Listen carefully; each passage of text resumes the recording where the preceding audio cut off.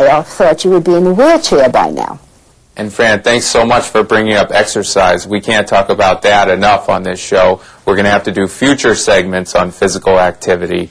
Absolutely, staying active is a critical part of healthy aging. Fran, thank you so much for joining us on The Empowered Patient. Always a pleasure. Thank you, Dr. Kaiser. You're doing a wonderful job, and really, read this book, Talk with Your Doctor.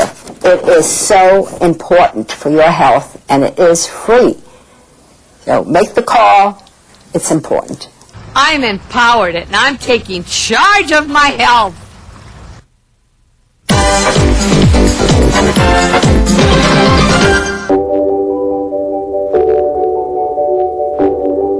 Moving is so much of who we are. It's easy to take it for granted. Multiple sclerosis stops people from moving. We exist to make sure it doesn't.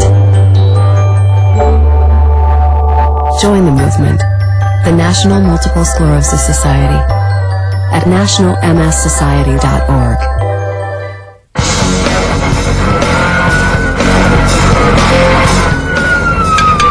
Hey, buddy, pull over!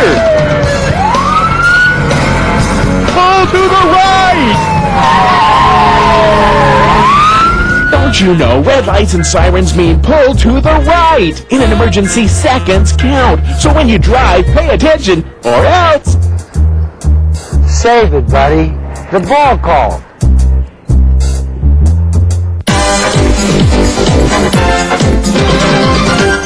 Welcome back to Aging Well in LA. And now you get to meet the person we've been talking about. Meet Florence Horn.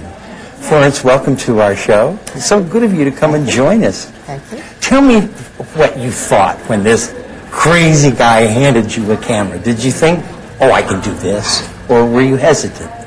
No, I didn't think I could do it.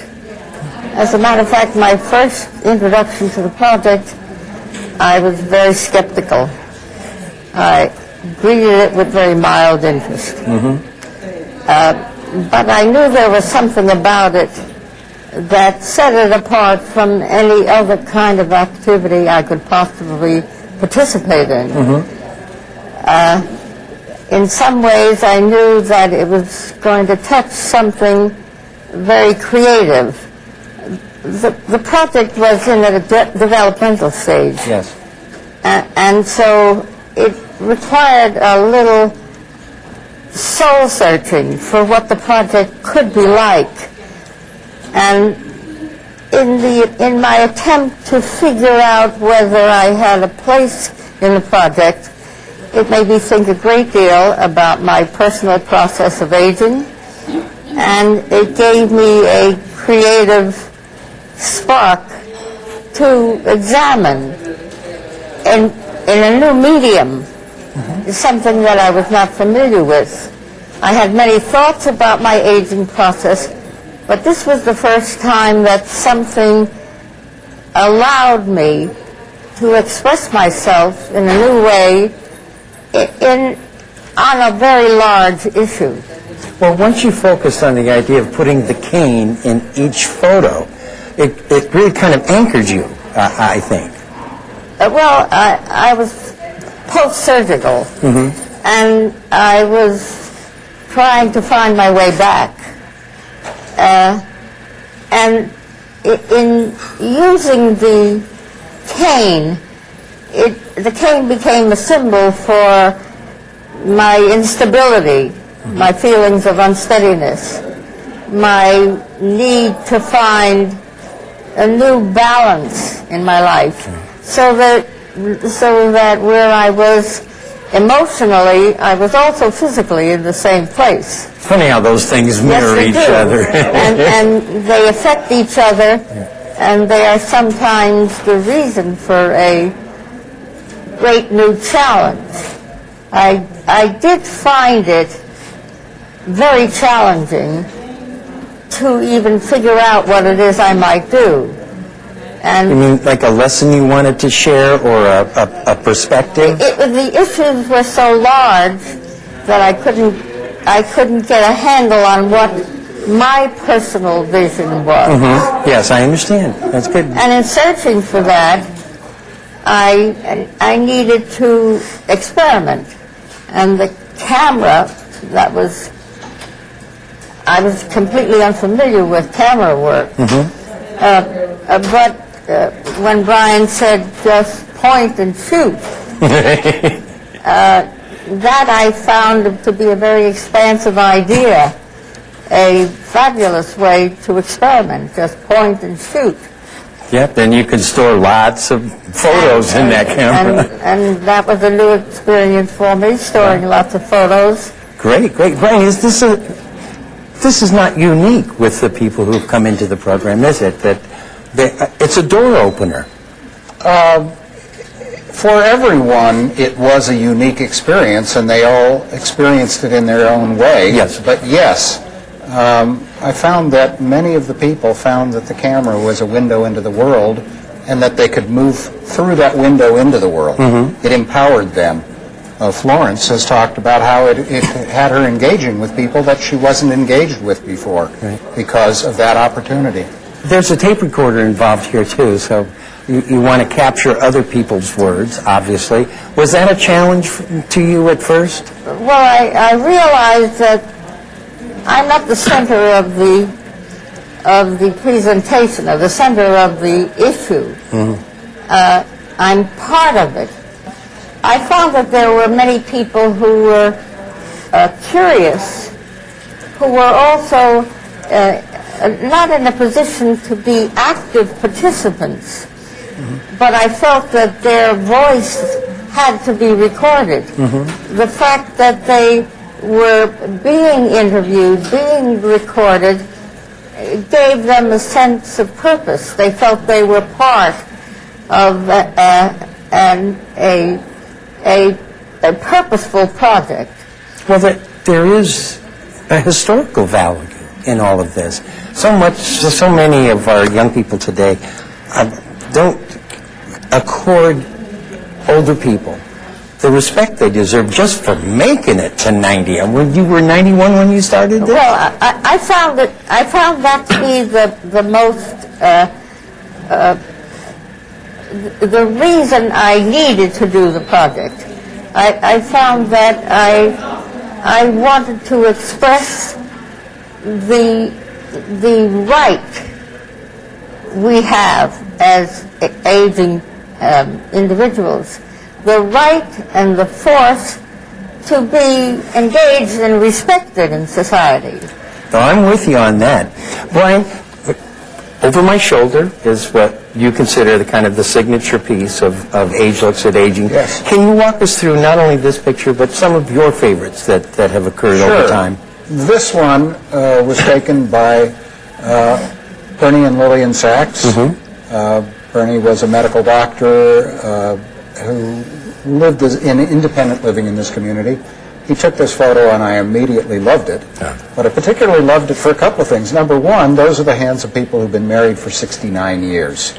Wow. And they're an inspiration. There's actually a funny story that goes with this, because when I arrived here, there was a story going around that one of them had to be feeble because they were always holding hands. And so whoever was the feeble one was being supported by the other one. And I actually asked them about this rumor, and I said, why do you hold hands? And Bernie looked at me and he said, we've been holding hands for 69 years. Why should we stop now? What a lovely story. Now tell us about some of the others that you have, over time, picked out as favorites. Sure. Well, Florence has taken a couple of other photos that are very important to the project. One is of a woman holding a magnifying glass. Yes, I know that one. And I actually look at that as almost a literal interpretation of age looking at aging. Through her glasses and through the magnifying glass. It's beautiful. And Florence took another one that I think could be hanging in any great art gallery, and it's a photo of a path through the trees. And it's dark and it's somber and it's very expressive. There is a photo of two dancers taken by Fania Spielberg. It's joyful, it's delightful. We had a participant named Lillian Berlin. She was our oldest. She was 95 years old. Wow. And I knew when I started the project that some people's hands would shake. Lillian was on a walker and had Parkinson's disease, and she would not not participate. She insisted on participating and expressing her life. And her photos do shake. What I didn't know when I started the project is how beautiful those photos would be at expressing her life. So there's, for instance, a photo of a piano player that is deeply moving to me.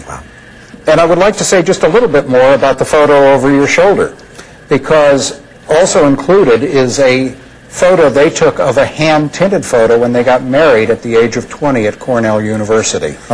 And when you compare this photo to these two beautiful young people, it's even more moving. Wow. And you had another picture that you wanted to reference. Yes, it's another one taken by Dr. Sachs, and it's a photograph of two sets of hearing aids and a little dish that says, "I love you." Yeah, I grew up in a household. Grandpa Burr had the hearing aid, the old kind, where you wore the packet on your chest, and he could tune us all out anytime he wanted to. Florence, I want to thank you so much for joining us. You are a wonderful advertisement for what I think is a great program. Brian, thank you. Thank you for Thanks so sharing all much this. for this Give me the opportunity. website again. www.agelooksataging.org. agelooksataging.org. Well, we're going to take a little break to segue into Caregiver Corner. And you're going to want to listen to this one. It's pretty interesting. Today we're talking about caregiver stress. If you find yourself as the primary person taking responsibility for another person's activities of daily living, for example, preparing meals, helping the person get dressed and groomed, helping them with bathing and toileting needs, or helping them move from one place to another, then you are a family caregiver. There are many lovely things about being a caregiver. However, oftentimes, being a family caregiver can slowly inch up to the levels of high stress. Regardless of whether you're a family caregiver taking on these tasks from a sense of responsibility, or you're doing it from a loving place in your heart, or a combination of both, caregiver stress is a reality that cannot and should not be ignored. Signs of caregiver stress include denial about the reality of the situation, anger that treatments are not working the way you'd like to see them work, social withdrawal in that you're not going out to see friends or be with family or other activities that were once fun, anxiety levels about facing another day and what the future holds, depression, which can start to break your spirit and affect your ability to cope, or irritability, which then makes you react in different and negative ways. And health problems begin to take their toll, both physically and mentally.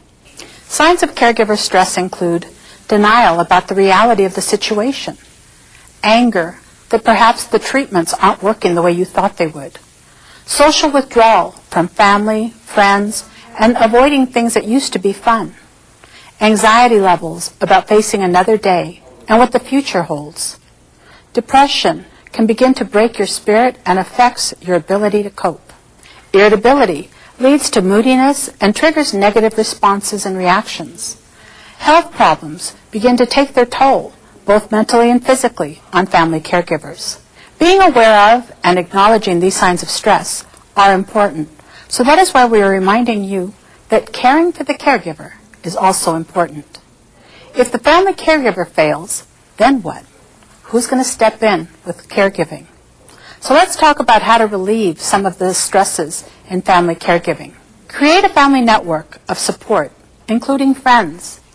Learn about the medical condition of the person you are caring for.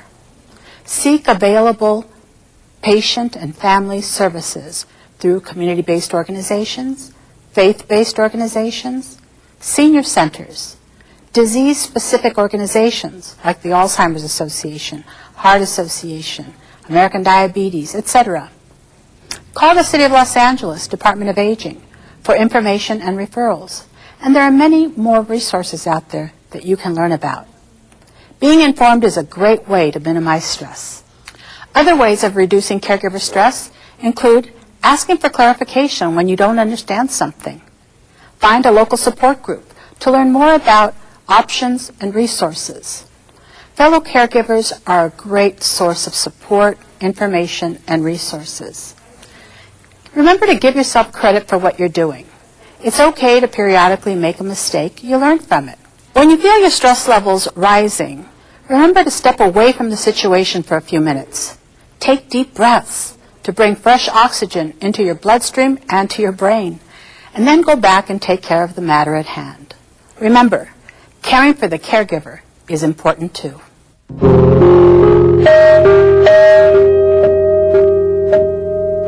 The project handed me a camera that allowed me to look at many things that were close to me in my environment, but that I had not carefully looked at.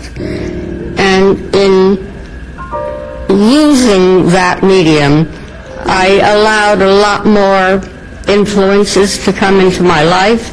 I had the open door because I carried a camera and carried a recorder, and it made it easier for me to interact with other people than if I were to pursue them without the supervision of the project.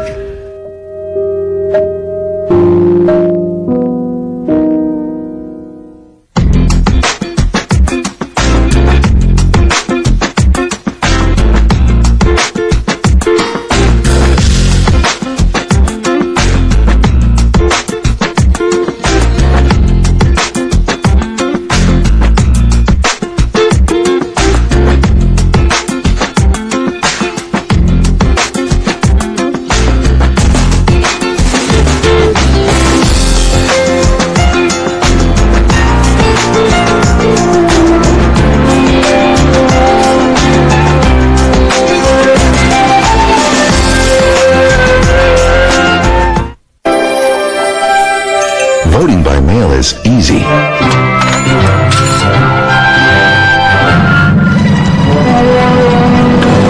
Anyone can cast a ballot by mail. All ballots must be received by the close of polls on election night. Just fill out your ballot, sign, seal, and mail. It's that simple. Don't wait. Vote by mail today.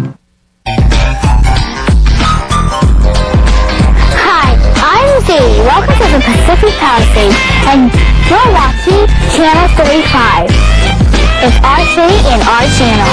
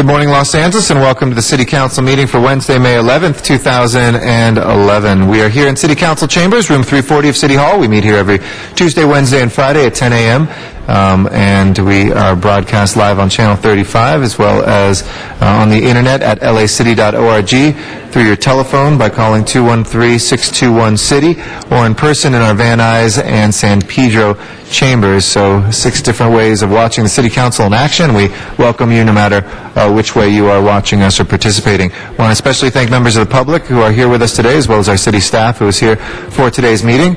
We've got a good meeting full of a number of things, and want to thank those council members who are here on time. Council members Alarcon, Huizar, Krikorian, Parks, Perry, Smith, Wesson, and Zine. We do need one more member to begin, so we're awaiting council members Cardenas, Hahn, Koretz, and Reyes, who are late. So as soon as we have one of them, we will begin. In the meantime, there's cards for members of the public who wish to speak on any of the items before us today. Items that have had public hearings in committee do not automatically have one here unless reopened by the council. But any items that haven't had a public hearing will automatically be heard, or cards for that will automatically be heard by the council. Our agendas are made available 72 hours in advance for the public, 24 hours in advance for our special meeting items, and we do expect to begin shortly. It is now about 10:11, and we do have 9 members, so just awaiting council members Cardenas, Hahn, Koretz, and Reyes. As soon as we have one more, we will begin. Thank you for your patience.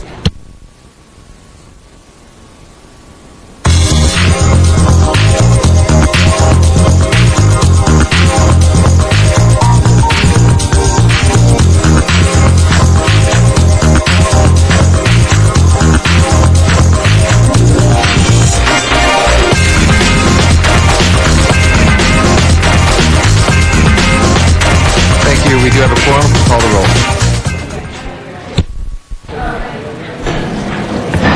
Alarcon, Cardenas, Hahn, Huizar, Koretz, Krikorian, Labange, Parks, Perry, Reyes, Rosendahl, Smith, Wesson, Zine, Garcetti. 10 members present and a quorum. Mr. President. First order of business, please. Approval of the minutes. All right. Mr. Koretz moves. Mr. Krikorian seconds. Without objection, those will be approved. Next order of business.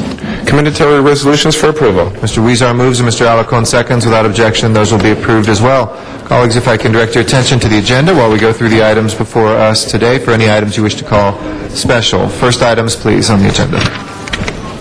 Mr. President, items 1 through 4 are items noticed for public hearing. Items 1 through 3 are the continued consideration of hearing protests and ordinances. First consideration. Council should deny the protests, confirm the assessments, and present and adopt the accompanying respective ordinances. Again, they are ordinances first consideration. Would you like to hold those on the desk until 12 members are present? Yes, we require 12 members for ordinances, and we're still awaiting council members Cardenas, Hahn, and Reyes, so let's hold those on the desk until we have 12 members. Item number 4. Item 4 is a hearing protest against the proposed improvement and maintenance of the Sunland Boulevard and Wheatland Avenue Lighting District. Council should continue the hearing and present the ordinance on June 1, 2011. All right, if there's no objection, let's go ahead and open the roll on that. Close the roll and tabulate the vote. 10 ayes. Okay, that'll be presented and continued till that date. Let's go to the next items. Items 5 through 17 are items for which public hearings have been held. Committee reports for items 5, 8, and 9 have been submitted and distributed to council.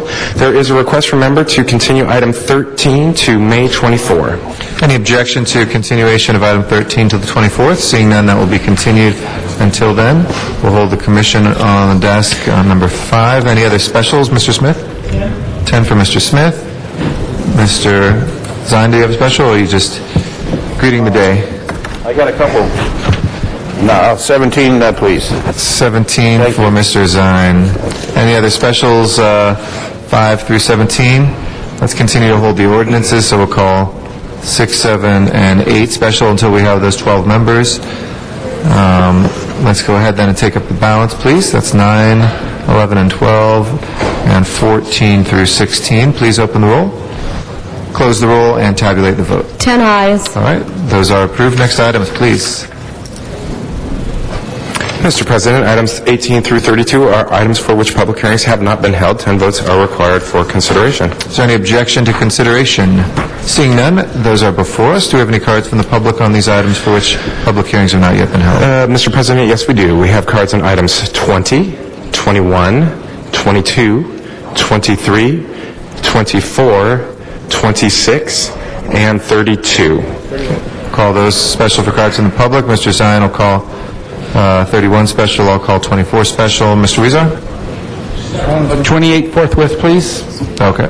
Hold on one sec. As soon as we vote, we will send that forthwith. Any other specials? Ms. Hahn is here. If we can please put her on the roll. If there are no other specials, we'll close the other public hearings. Let's hold 18 and 19. We're still awaiting one more council member. We're just at 11, Mr. Reyes and Mr.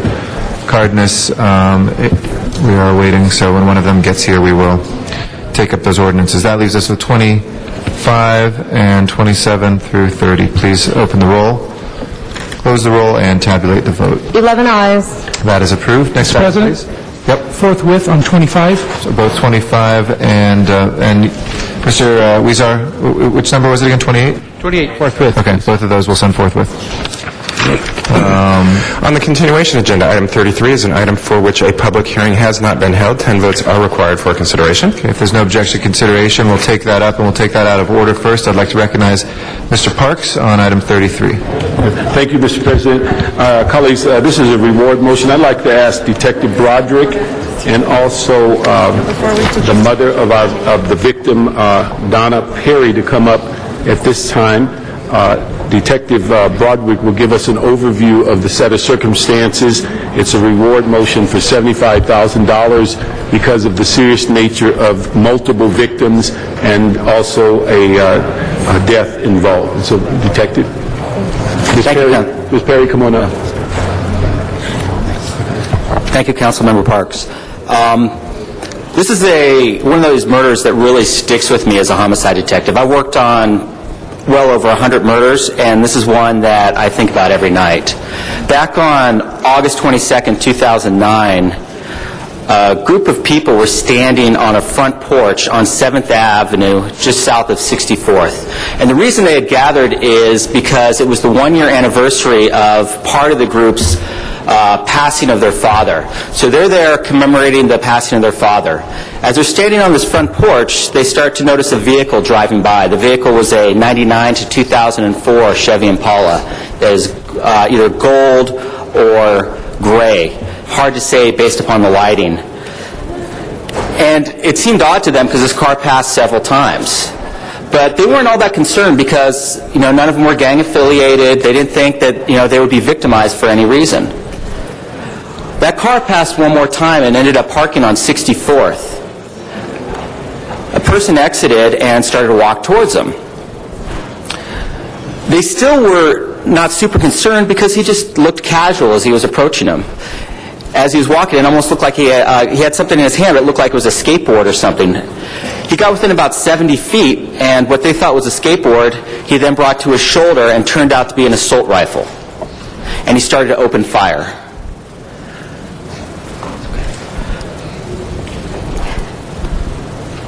The lady next to me, Donna Perry, 3 of her kids were standing on that front porch, and it was her husband who had died a year before. The guy with the assault rifle, his first round hit Donna Perry's daughter in the chest. Everybody on the porch ran for their lives. Yet this guy the guy with the gun just coolly, methodically continued to shoot, hitting people as they ran. Her son, Brandon, tried to escape to a neighbor's house and was trying to get in the front door. And he was bent over like this at the waist. And from about 70 feet, the suspect fired one round, hitting him in the back. Brandon died within a few minutes of being shot in the back. Another individual who was standing next to Brandon also got shot in the chest. And then her daughter's fiancé was shot in the hand. This case happened in 2009. We've investigated this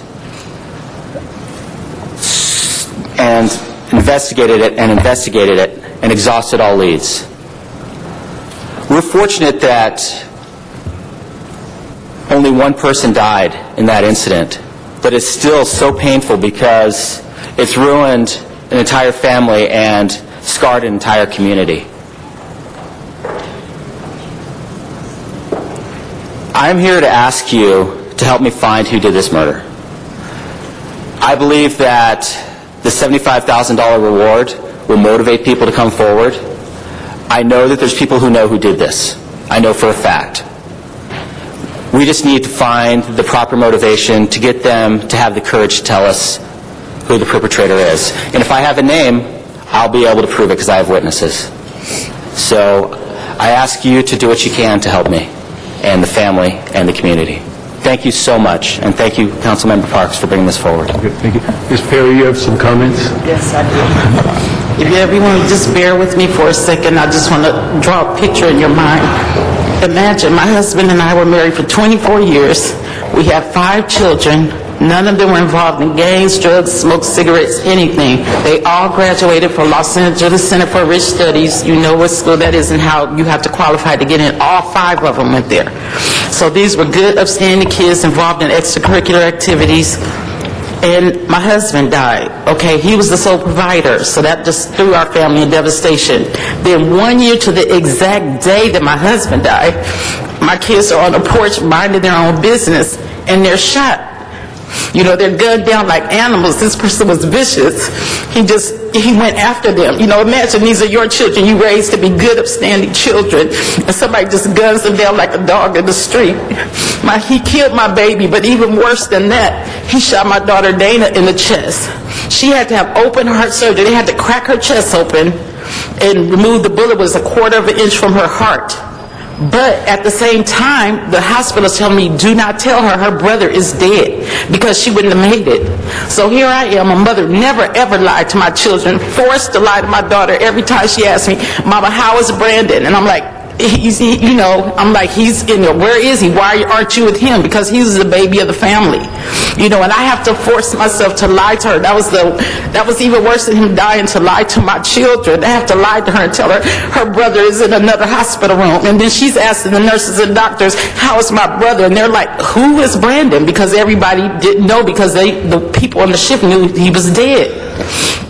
So that was just so devastating, and just our family, we were already traumatized because of my husband's death, and then now this, now my son, everybody is still going through something. We're all in counseling, but it's really not helping. How do you get over that? You know, people say time will heal it. No, it won't. Time won't ever heal this. The only thing that will help me a smidgen is just knowing that if the public will assist me in trying to bring this crime to justice by doing this reward for my son, so I could just at night sleep. I sleep like 2 hours a night. I have bad health now. I have diabetes and hypertension because of this, because I'm so stressed out.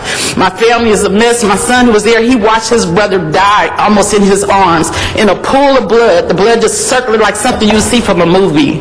And then the killing part is my son Brandon, who was killed. He wanted to be a forensic criminalist. That's like so absurd to me. You know, he died in the same manner that he wanted to help serve the public. So I just ask you to just put yourself in my place, which I wouldn't wish this on anybody. Even the mother of the child who killed my child, I wouldn't wish this on her, because I'm not that type of person. But please, just try to imagine, because you can never understand it. I don't even understand it. But I ask you in your heart of hearts, with the will of God, that's what gets me through every day. Just please try to understand and empathize with me, and please approve this reward. Thank you. Detective Broderick, could you give us a location and phone number to reach you?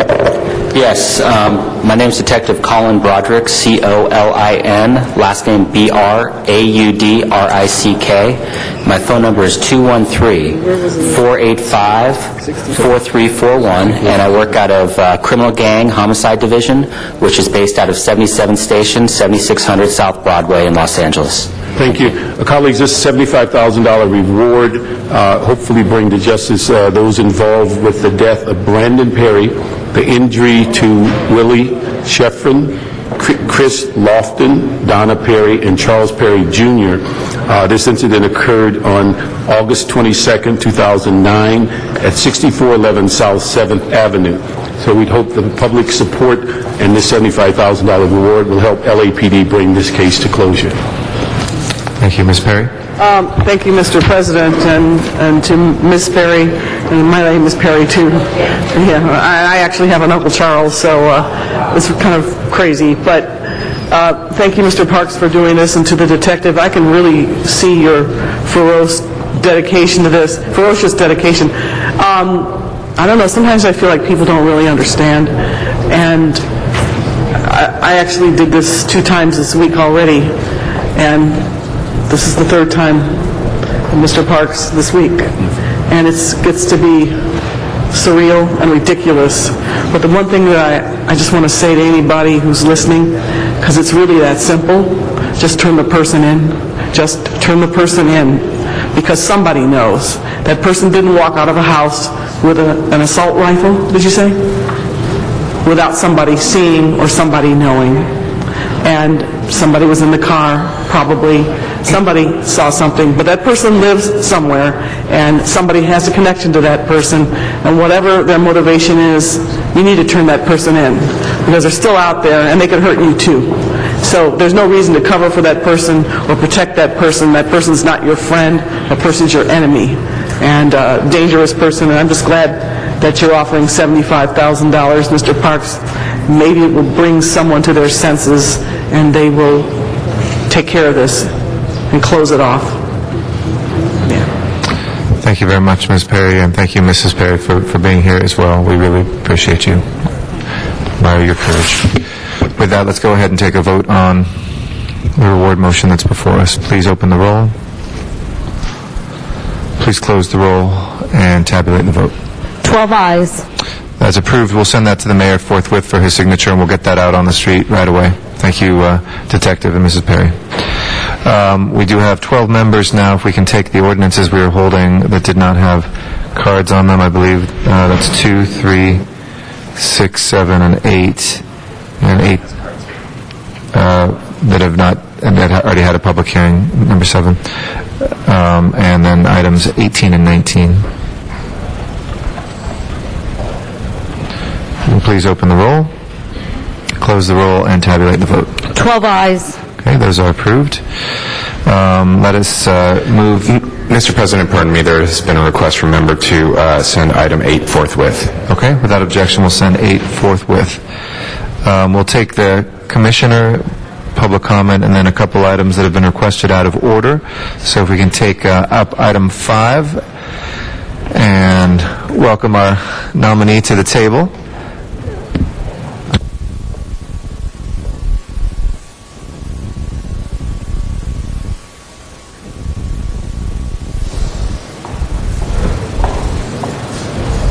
I'd like to recognize Councilmember Wesson for our great nominee to the LAHSA Board, the Homeless Services Authority Board, and this came through Housing, Community, and Economic Development Committee,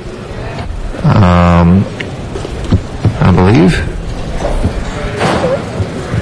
He's just coming through. Would you like to, first of all, thank you for offering yourself forward for service. For those who do not know, Elise Buick, who does an extraordinary job in a number of different areas, including homelessness. But why don't you start with a statement of your own, and then I'll recognize the chair about your interest in the job and your willingness to serve. Well, thank you, Council President Garcetti. Hi, I'm Elise Buick, the President of the United Way of Greater Los Angeles, and I'm just honored that you're considering me for this appointment. As many of you know, the United Way launched a plan focused on poverty, and one of our key initiatives is ending homelessness in the region of Los Angeles County. In December, we launched a plan called Home for Good with the LA Chamber of Commerce, and we are dedicated to really focusing on ending chronic and veteran homelessness through that plan. So my hope is that through our commitment that I can be a champion for the city and really serve in terms of the commission. Well, thank you, and I can certainly speak to the qualifications not only of you as an individual, but the great work the United Way is doing right now on homelessness. If I can take the prerogative of asking a question or two from the chair, will you walk us a little bit through the work that has been presented through the Chamber and United Way on ending homelessness here in Los Angeles, and your thoughts of if you're on a LAHSA board, what sort of work you can do to better implement those goals that are outlined in the plan? Well, I think we have an unprecedented opportunity with the expanded commitment at the federal government, and the federal government has really been focusing a lot due to the Home for Good plan on Los Angeles again, which is a good thing. Through that plan, we're really focusing on coordinating our HUD resources, our VA resources, county and city resources. I think many of you know in the plan we're really focusing on this new model of permanent supportive housing, which the city has been a leader in, and I think our job as a commission is going to be two things. One is to replicate that model throughout the county, not just in the city of Los Angeles, and two, to really move to performance-based investments of the money. So in this time of us maximizing less resources, I think that's a great opportunity for the commission. Thank you. I'd like to recognize Ms. Perry for some comments or questions. Ms. Perry.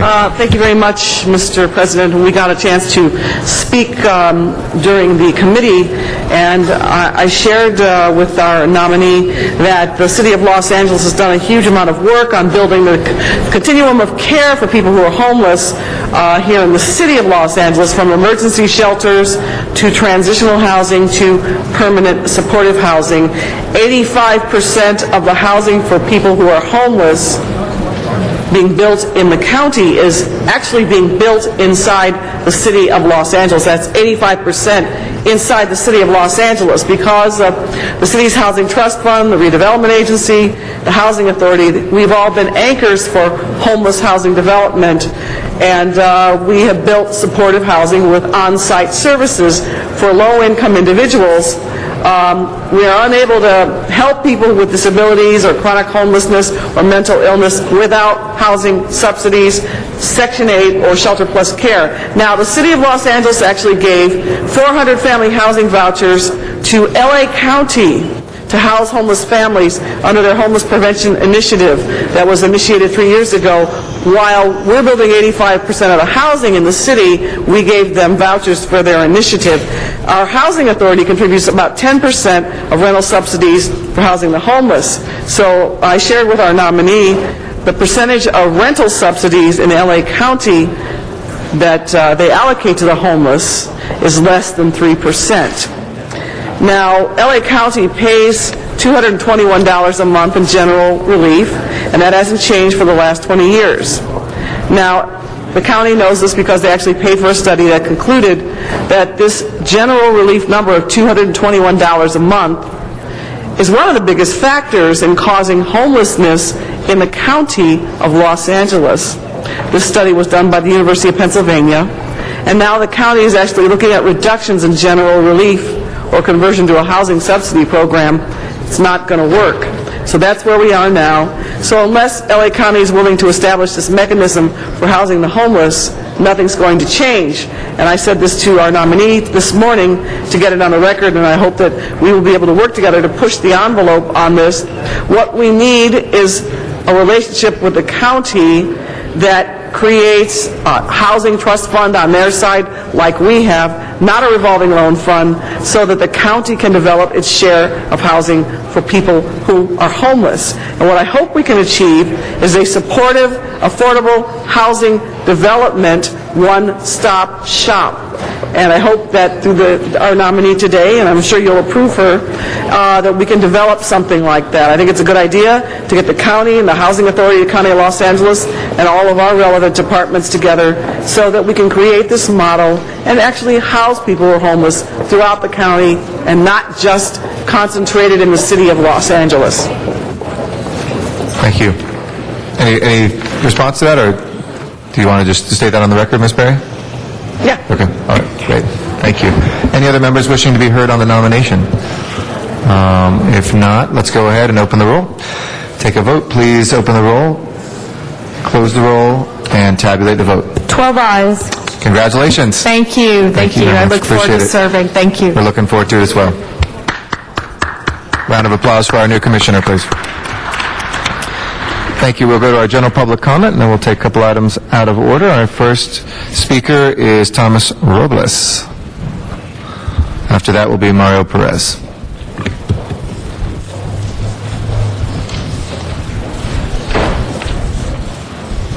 Good morning, sir. Good morning, City Council. I'm here once again on support of the Farmers Field.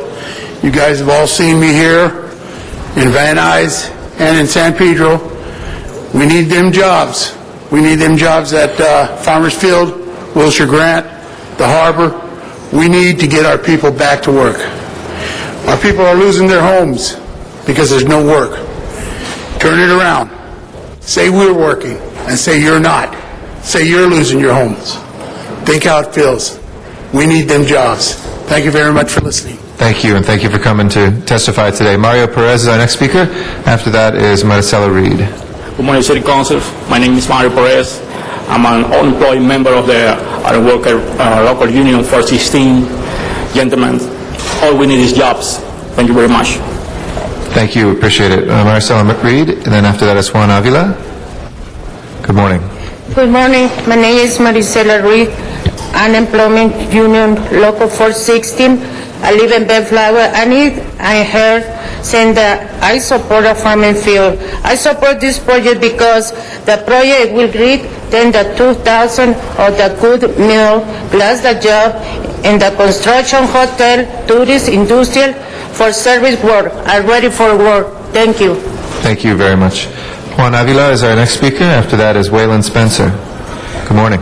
Good morning, City Council members. My name is Juan Avila, and I'm unemployed right now for 2 years, and I live in Riverside. I'm here to say that I support Farmers Field in downtown. We need the City Council members to support this project. Thank you. Thank you. Waylon Spencer will be our next speaker. After that is Rafael Peña. Good morning. Good morning, ladies and gentlemen of the City Council. My name is William Spencer. I'm an unemployed iron worker with Local 416 Reinforced Iron Workers. I preside in Norwalk, California. I'm here to say that I support the Farmers Field, the downtown stadium proposal. The project will create tens of thousands of good middle-class jobs in construction, hotel, tourism industry, and service workers. And also this project will bring more business, conventions, and tourism to LA, which means a stronger local economy for everyone. And we need the City Council to support this project, and also don't forget the Wilshire Grant project. Thank you for your time and patience. Thank you. Appreciate your testimony. Rafael Peña is next. After that is John Walsh. Good morning. Morning, City Council. I was here last Wednesday. I wish to expand on housing, transportation, water, power. It's not quakes, tornadoes, hurricanes what kill people. It's their own houses. Walls of one piece will save millions of lives. They can be made with forms which have been used to make products for 200 years. Flying cars have already been made for 50 years, but as heavy as elephants. That is the only reason they failed. Weight of an object determines the amount of energy needed to move it. Also, they have to stop copying birds' wings. They are thick up front because of bones and muscles needed to move them. It has nothing to do with aerodynamics. And they use a flame to burn gas to fly. By using hot metal, it's more thorough, efficient, and powerful. In a hose without nozzle, you turn the water on, nothing happens. But if you put your thumb at the end, the water rushes out and then it cleans. It's not water that cleans, it's speed. Electricity can be made at home very easily. Magnets are always conducting electricity on their own. 100 years ago, they put a copper disc close to a magnet. They would turn it by hand, and they would get electricity. We can turn it with gravity, magnets, water, air, light, wind, flywheels. All these are doable things. We've had the technology for a long time. They are not unrealistic dreams. Thank you. Thank you, John Walsh. Our next speaker after that is Arnold Sachs.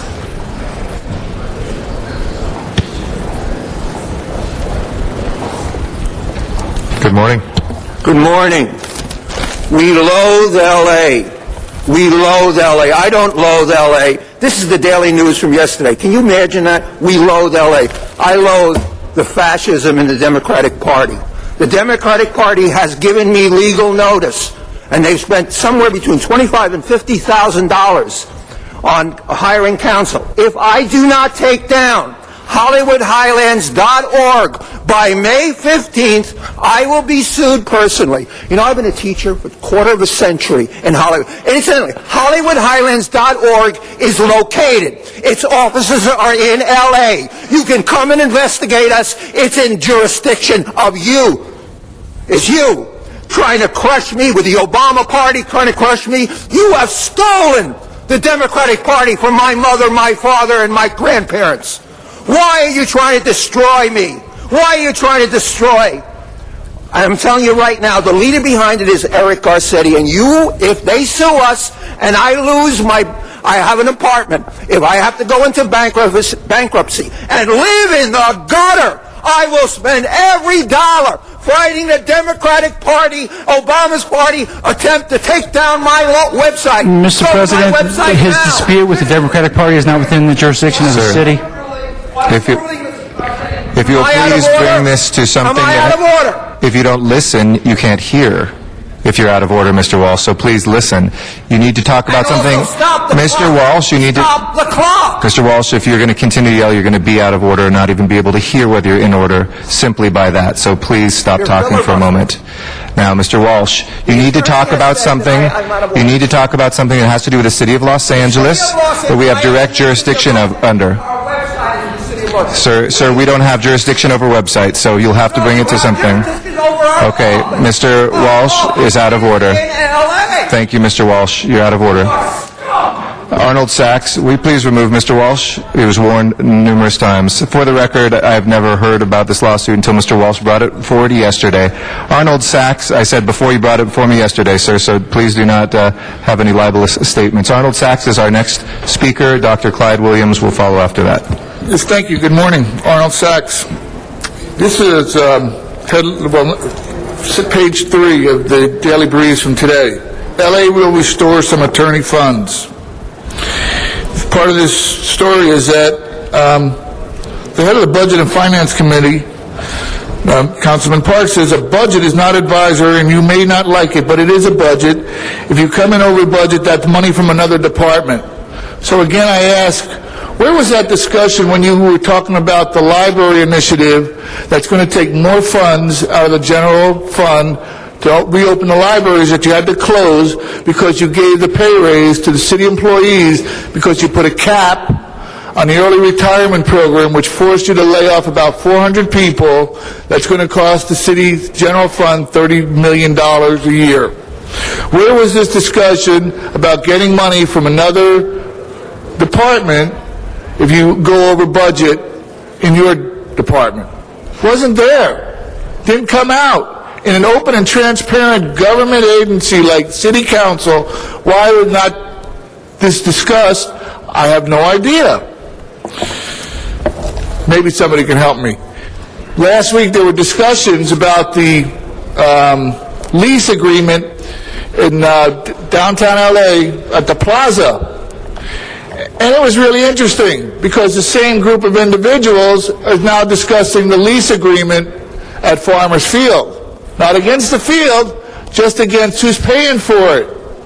How much public funds is going to be taken or promised or given away to build this field? And by the way, you might have read in the downtown news that AEG sold the parking lots south of Staples Center. So they sold the parking lot south of Staples Center. They sold some property north of Staples Center for 2 hotels, and yet they're coming to City Council to ask for bonds to build the field. Must be nice. Thank you. Dr. Clyde Williams is our next speaker. Dr. Williams will be followed by Mr. Richard Robinson. Dr. Clyde Williams, El Sereno, Northeast LA. We want to thank Mr. Reyes for last night's meeting in Lincoln Heights regarding the North Spring Street Bridge and its renovation or some project that's related to it. Well, we're quite concerned about this project, and it's related to the entire Northeast LA corridor. That is, how do you get people from Monrovia, Glendale, and a few other cities beyond us into downtown LA? Well, San Fernando Road, Figueroa, Broadway, Mission, Huntington Drive, Valley, Main, all of these are commuter routes. They're alternatives to the congested freeways. And we experience a lot of traffic, 40,000 cars on Huntington Drive alone, another 30,000, 40,000 on Figueroa. I don't know how many on San Fernando Road. But it all comes down to there's no overall plan. That is, how do you get the commuters from outside L.A. to downtown L.A. by their car? I sit at the bus stop and watch 93% of them go by with only one person in the car. Only one. So we have to suffer what they inflict upon us. So we're quite interested in this particular project because it's one of the choke points. Last time they brought it up, we basically stopped it. And now it's coming back again. The revised final environmental impact report is not even going to be circulated. It will be available. Well, that in itself causes a concern regarding its timely implementation. So we're quite concerned about this particular one and would like to have the LADOT provide us with an overall model. Thank you, Dr. Williams. Interesting statistic. The average car in Los Angeles has 1.1 passengers in it. If it had 1.6 passengers on average, we wouldn't have any traffic. Think about that for today. Richard Robinson is our next speaker. After that is Armanak Norajanian. Good morning, sir. Morning, sir. Mr. President, members, Richard Robinson. Einstein, in that he terms a unifying theory of all being, after developing his theory E equals mc squared, decided that God created the universe. Today we find approximately 95% of the world's population believes in God.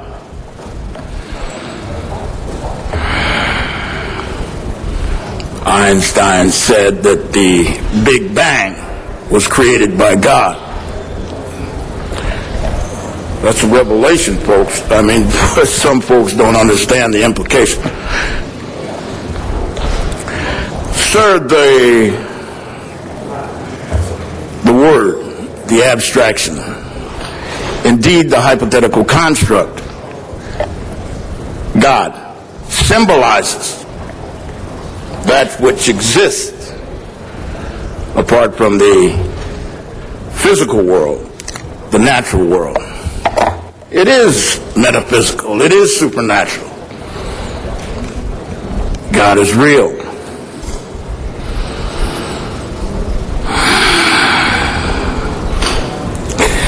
St. John 4:24 says God is spirit. It doesn't say God is a spirit. The article is omitted in the King James, the article A. God is spirit. 1 John 4:24 says God is love. God is not a man sitting on a cloud. So, God bless. Thank you. Thank you. Our next speaker is Armanak Norajanian. After that will be Gary Parker in Van Nuys.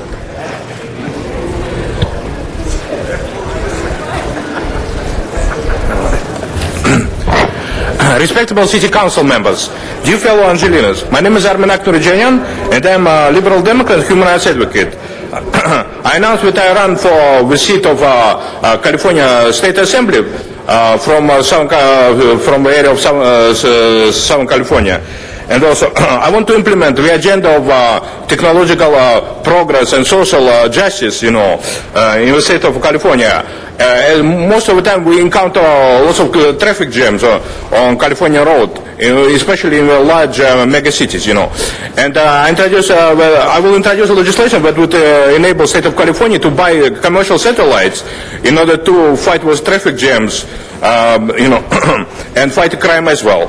Also, I will introduce legislation that will enable the state of California, to establish emergency satellite service for phone, for for cell phones in rural and forested areas in order to enable so much production, travel, hunting and fishing, business, and also to have phone and computer communications flow. It says otherwise the business is doomed to fail. Also, I want to pay attention to the recent elections of March 8th this year. This election, some contestant named Mitchell Englander, he won with 57% in district for council member seat for District 12. Well, Mr. Brad Smith lost with 24%, according to LA City Office of Los Angeles City Clerk website. And I believe that democracy should be respected, and the winner is Mr. Mitchell England, contested for council seat District 12, should take his seat, And also, I condemn very much wasteful spending and fight against corruption. And I believe that building walls, giving money towards such speculative prospects. Thank you, Mr. Narajanian. Our next speaker is in Van Nuys. It's Gary Parker. Good morning, sir. Good morning, sir. My name is Gary Parker. I'm with IBW Local 11, and I'm an LA resident. We support Farmers Field, and we also support the PLA at the Port of LA. Thank you so much for listening. Thank you, and thank you for your patience and for coming out to Van Nuys as well. That will close our general public comment. We've had a few items requested out of order. First is number 31, and then 17, and then I think 21 and 22. I'd like to call on Mr. Zine and item number 31.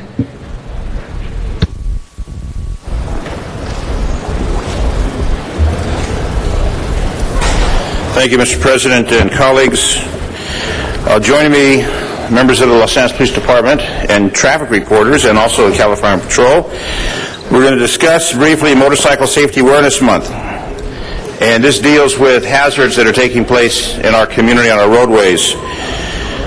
As the weather continues to improve, an increasing number of motorcyclists take to the roadways. Area law enforcement is reminding motorists to share the road, be aware, and be considerate. The National Highway Traffic Safety Administration has declared the month of May as Motorcycle Safety Awareness Month. Join me in adopting this resolution to officially declare May as Motorcycle Safety Awareness Month in here, the City of the Angels. In support of motorcycle safety awareness, the Los Angeles Police Department has deployed extra officers throughout the month to patrol areas frequented by motorcyclists and to crack down on traffic violations made by motorcyclists and other vehicle drivers that lead to deadly and injury-related motorcycle traffic collisions. Motorcycle fatalities steadily increased in California during the years 1998 to 2008, increasing 175% over a 10-year period. 204 fatalities in 1988 to 560 in 2008. That trend has stopped for now, and data shows a 30% decrease in 2009 with 396 motorcycle deaths in California. Despite this dramatic improvement, California remains one of the 3 states that lead the nation in motorcycle fatalities. The California Department of Transportation is helping the CHP spread the word about motorcycle safety awareness to the public. Throughout May, Caltrans will be displaying the messages, share the road, look twice for motorcyclists on their changeable message signs across the state, and we can see that on our local freeways. The public is reminded this month that motorcycle has the same right and privileges as any other vehicle on the roadway. I'd like to thank the LAPD, California Patrol, for doing their part to bring awareness to this public safety concern. Also present with the LAPD, California Patrol, Denise Fondo and Randy Fuller, 2 traffic reporters for Los Angeles radio stations. So I ask the LAPD CHP to say a few words, and then we will hear from the traffic reporters. And as I drive down the roads every day, listening to traffic reports, I hear a motorcycle down, motorcycle death, motorcycle incident constantly, and these are people whose lives are dramatically changed because someone's negligence on the roadway. So first we'll hear from the state agency, the California Highway Patrol, Leland Tang, from the California Highway Patrol. Thank you very much, and thank you, council members. I just want to briefly just thank the City Council for acknowledging California Safety Motor Month, and we also would like to remind everyone that California Highway Patrol does administer the California State Motorcycle, California Motorcycle Safe a program, and it's an educational program that teaches young riders and riders that are returning back to the motorcycle how to safely operate. Those who are interested in enrolling in a class, and there's 120 sites statewide, they can go to www.ca/msp.org, and you can get the nearest location for the nearest course in your area. Thank you. LAPD? Good morning, Council. First of all, I also want to thank Councilman Zine for bringing this to the forefront, because making Motorcycle Awareness Month, putting it on everybody's radar is important. As our weather gets better, more people are taking to the motorcycles. As gas prices go up, more people are taking those motorcycles out of their garages and deciding to try and save some money. So we are going to be focused on enforcing both traffic rules to make sure motorcyclists are playing by the rules, wearing helmets and doing what they're supposed to. We also want to make sure that the public is paying attention when they make turns at intersections. Very dangerous maneuver. Make sure they're looking for motorcyclists, make sure they're looking for bicyclists. So we're going to have a lot of emphasis on that. Valley Traffic Division, who is here with me today, our specific goal, we had 4 traffic fatalities involving motorcyclists last year. Our goal is to make that 0 this year. So we're going to be very aggressively out, active, and visible in Valley Division, as well as everywhere throughout the city of Los Angeles. So thank you, Councilman Zine, for bringing this to the forefront. And we do have a unique individual, a motorcycle lieutenant. You're the only one. Absolutely. With Los Angeles Police Department. You ride a motorcycle. Yes. Can you just have a couple words? Absolutely. I want to thank the council for acknowledging motorcycle safety awareness. We have over 300 motor officers and sergeants on the department. Unfortunately, many of them go down in traffic accidents as a result of negligent drivers who are not looking for motorcyclists. So I want to thank the council for doing that. It is very important that we have your support. Thank you. And the detective in charge of the follow-up investigations from Valley Traffic Division. Yes, good morning. Thank you, council members. And throughout the United States, there are approximately 5,200 motorcyclists who die each year, and about 96,000 are severely injured, and we want to reduce that number. Here in the city of Los Angeles, we're taking an aggressive posture in enforcing those laws that affect motorcycles to keep them safe. So our recommendation is please share the road, look at the mirrors, check the blind spots so that we can all be safe on our roads. Thank you. And then the folks that deliver those traffic reports that we hear on radio stations, KNX News Radio 1070, and also Metro Traffic, it's the team of Denise Fondo, Randy Fuller. We'll hear from Denise first. Denise Fondo, KNX News Radio 1070 on your dial. Good morning, and thank you so much to Councilman Zine for recognizing Motorcycle Safety Month and to City Council. I've got to tell you that Councilman Zine is not wrong when he listens to our traffic reports and hears that motorcycle accidents have increased. I've noticed it over the last 2 years. And I actually make a point in all of my traffic reports when we do have an accident with a motorcycle. I am quite specific in the fact that it is a motorcycle so that the other drivers will be aware that there are motorcycles around them. The frightening thing is every time we have a motorcycle accident, most of the times these people do not get up and walk away. There are usually major injuries involved in this crash. Now, the one thing that we all have in common sitting here today is that we're commuters, every one of us. And our most important job when we get behind the wheel, or whether we're on a motorcycle, is the safety of ourselves and everyone around us. It's a community effort. And it's important to the city of Los Angeles and to Southern California that we remember that every day when we're driving. So thank you so much, and drive safely.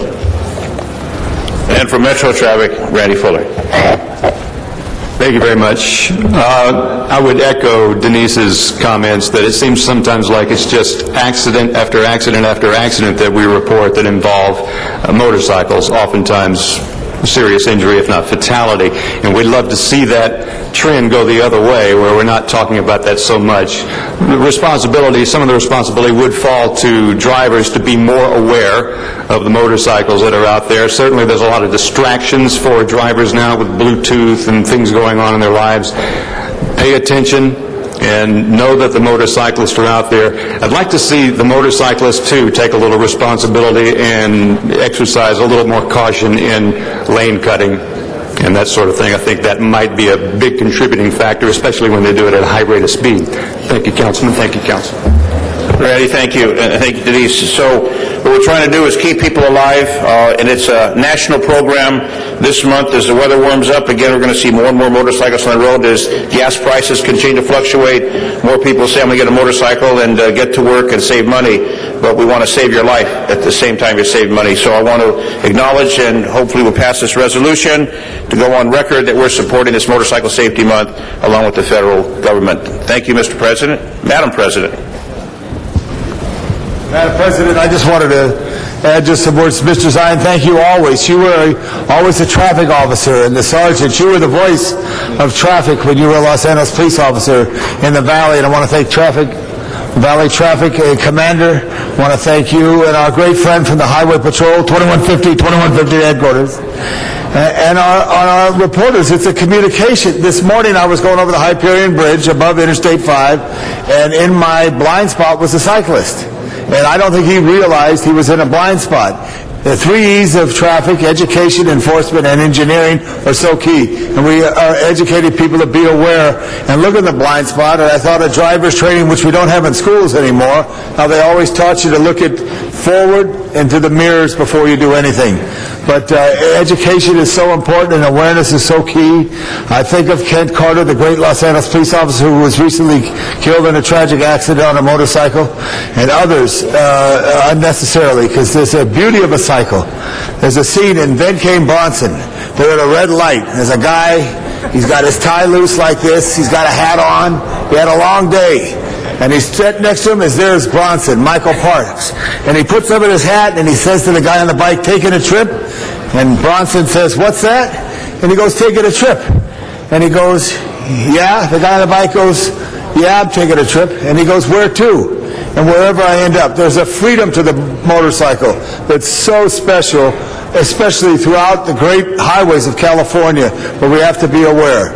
I just wanted to put that point out and also say, believe it or not, on the Hollywood freeway between Santa Monica and Sunset, a guy in a bike not made in this country was on doing a wheelie for about 100 yards. Have you seen that, officer?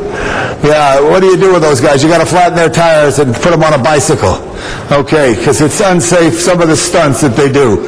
Thank you, Mr. Zine, always for what you do. Safety is so important for all of us. Thank you. Remember that dead game, Brian? Mr. Garcetti? Thank you very much, Madam President. I'll be brief. I just want to thank you, Mr. Zine, for doing this as well. In my service in the United States Navy, the military, DOD and Department of Defense has a very extensive program on motorcycle safety. And here's a really chilling statistic, is that many months we're losing more servicemen, airmen, soldiers, Marines in motorcycle accidents than we are in war right now. And it is such a serious issue that the entire organization of our Department of Defense has put in mandatory training for everybody, whether they ride motorcycles or not. It's regularized. It's every single year, and every single member of the United States Armed Forces has to go through that. So thank you for what you're doing. As a side note, I know Mr. Labange is going to be doing a presentation making this Senior Month in America as well. And as a senior who rides motorcycles, maybe you can merge the two together next year, because you really embody both for us. So thank you, Mr. Zine. And Mr. Garcetti, that goes for efficiency, which Mr. Zine wants to be, Mr. Efficient. If we're going to talk about seniors, let's talk about Councilmember Parks. You don't have to talk about me at all. All right, thank you, Mr. Labange. Anything else? If we can pass that resolution. All right, open the roll, please.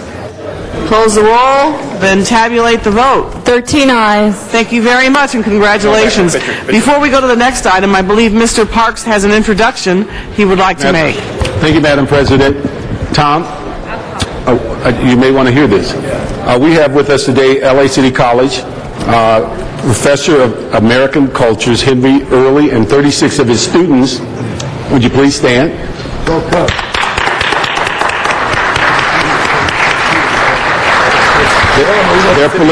They're political science students in the African American Studies area, and having been a graduate of LA City College, let me just say welcome to the City Council today. Thank you very much. And if I could thank Mr. Parks just preceded me by a year, but he was a great member of the Cubs football team where both we played, and we got a great education, Professor, from all the teachers there. My greatest teacher was Milt Davis, who you may know. God bless City College. God bless the students. Good job, everybody. Thank you, Mr. Parks. Thank you. Thank you, Mr. Labange. Thank you very much, and welcome to the City Council chamber. Next two items will be 21 and 22. And Ms. Hahn, we do have a number of cards on these items, and I believe you had some public hearing on it already. So what is your pleasure? My pleasure would be just to limit public comment to 1 minute each. All right. I don't know how many cards we have on 21. Let's see, 21. We have a few cards. We're going to take 21 and 22 together. Okay? Well, they're... Thank you. First speaker will be Jacqueline Cornejo. We shouldn't take 21 and 22 together. Is Jacqueline here?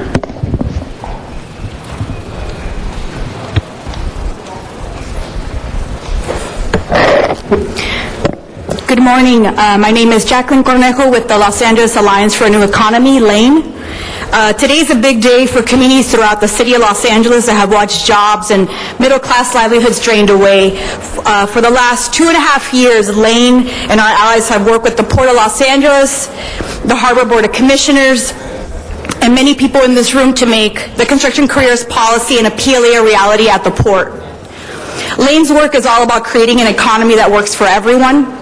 For far too long, communities throughout Los Angeles have been mired in desperate poverty, and the recession has only made the situation worse. Today is different. We're here to say thank you for supporting good jobs for local families in need. We want to thank Councilwoman Hahn in particular for being a champion in this policy and for her constituents.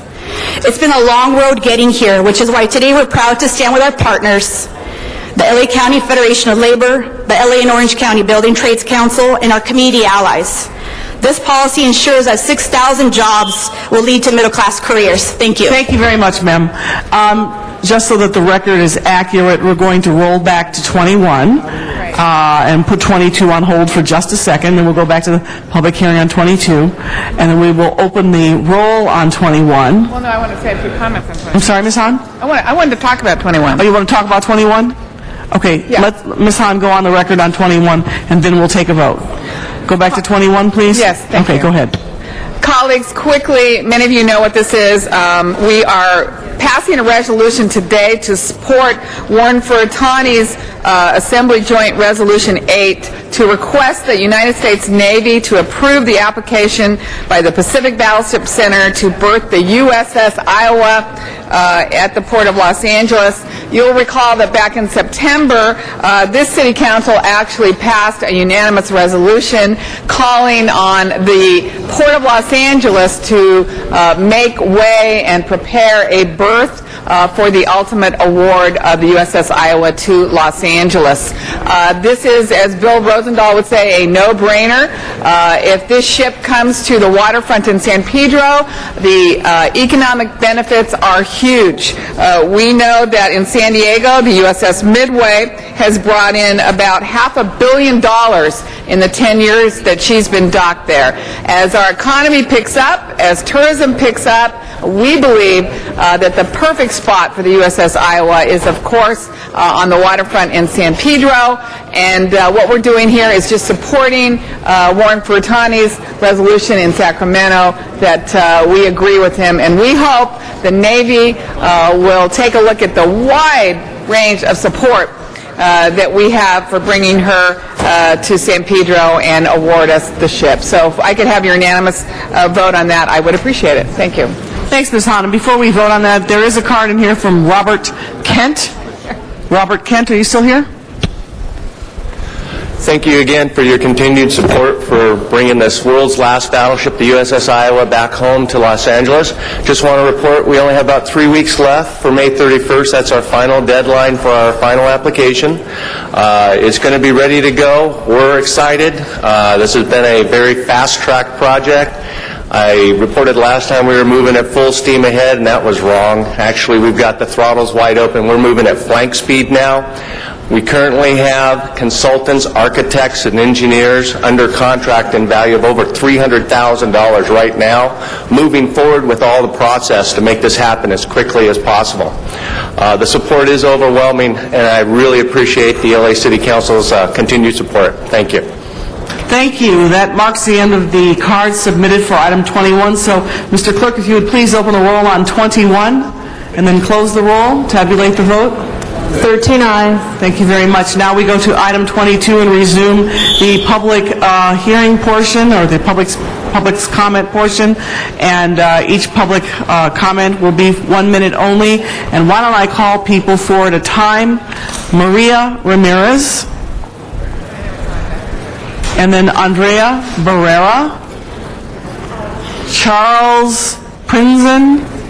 Is Charles Prinzen here? Charles, and then Madeline Brodus. Madeline Brodus. Okay, great. All right, Maria Ramirez. Thank you. Good morning, council members. My name is Maria Ramirez, and I work in the Parent Center at Benning High School. We would like for all our students to go to a university, but for one reason or another, sometimes they cannot make it. Construction's career policy will give some of these kids a chance. Thanks to you, the policy means opportunities to get into the middle class. We need these opportunities in Wilmington. I'm here to thank everyone in the City Council, and especially our Councilwoman, Janice Hahn, and I ask you to vote yes in the Construction's career policy and private labor agreement. Thank you. Thank you. Ms. Barrera. Buenos días. Mi nombre es Andrea Barrera y soy residente de Wilmington. Good morning. Good morning. My name is Andrea Barrera and I live in Wilmington. Estoy aquí para pedirles que voten sí a las carreras de construcción de acuerdo al laboral. I am here to ask you to vote yes for the construction careers and for the labor agreement. Como madre y abuela, quiero que mis hijos y mis nietas tengan una oportunidad. As a mother and grandmother, I would like for my children and my grandchildren to have an opportunity. Tener una carrera de media clase. I want them to have a career of a middle class situation. Gracias a la póliza de carreras de construcción.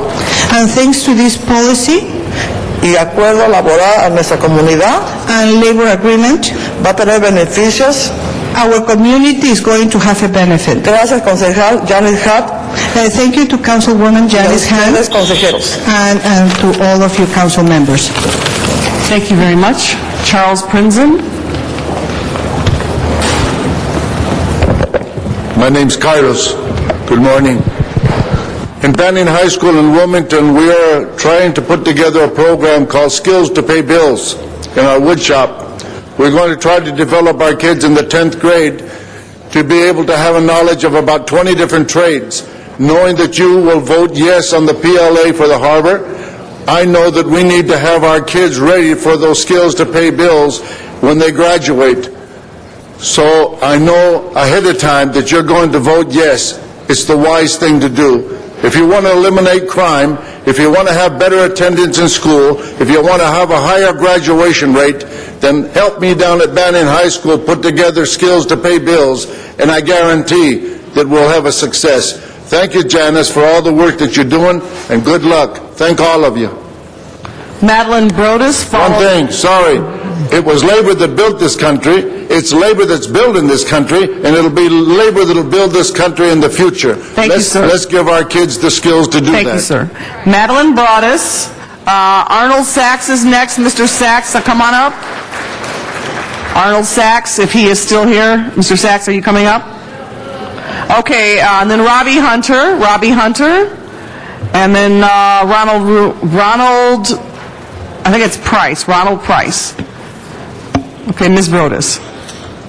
Hi, my name is Madeline Brodus. I am coming here to thank the council and especially Janice Hahn for the work she's doing for the PLA. I have been unemployed for well over a year. I am a sheet metal worker, skilled, and I just think that this PLA will really help the community, more quality jobs with benefits. We are sinking in my neighborhood, and it will really be wonderful that we can have us work in our neighborhoods on these big construction projects instead of somebody from Temecula. Thank you. Thank you very much. Mr. Sachs? Yes, thank you, Arnold Sachs. Here's a editorial from December 6, 2010. Would Los Angeles hiring mandate be constructive? In this editorial, it states that, according to the Los Angeles Board of Public Works, the PLA will cost the city $900,000 in extra labor for hiring 5 additional employees to make sure all hiring mandates are met. Have you addressed those costs? Because in this item on your agenda, it says between $540,000 and $800,000 a year. And who pays for those costs? It also states that part of this disadvantaged workers is based on your census tract, not necessarily where you live. Because census tracts are bigger than a disadvantaged area. So people in well-to-do areas could be part of a census tract, which will not benefit disadvantaged people. Have you answered that question? Have you looked into state legislation on that? Thanks, Mr. Sachs. Robbie Hunter, Ronald Prinz, Tom Moxley, and John Choi. Council members, thank you for the opportunity to speak today. Robbie Hunter of the Building Trades, and as you know, we represent 140,000 construction workers in LA and Orange County. The project labor agreement, the City of Los Angeles has done 19 project labor agreements. They study these agreements for efficiency of bidder, for a number of contractors that bid. They also study the contractors that did bid work. They realize that under a project labor agreement, or without a project labor agreement, the contractors, 90% of them are not providing benefits. Under a project labor agreement, everyone had to provide benefits, and it was a benefit to the city. The efficiency of the bids themselves were good. The amount of city workers that went to work were higher under a project labor agreement, and so the decision was made to do one in the harbor and at the Board of Public Works based on efficiency. A component of that is local hire and local people going to work. There is some cost to that, but there is not a cost to the project labor agreement, but a more in returns benefit to the city putting local people to work, and we thank you for your support. And the council member for the area, Janice Hahn, thank you for your work on this. Thank you, sir. Ronald, I guess it's Price? Yes. Good morning. I'm with Sheet Metal Workers Local 105, and I can just say for a fact that when I started in the construction trades, I was homeless. I now own 2 homes and I'm putting my 2 children through college. It was a difficult and challenging road, but I was exposed to the best training that we had available in my industry, and we want to work hard to make sure that opportunity that I was able to take advantage of is shared by other members of our communities. Thank you very much. Tom Moxley.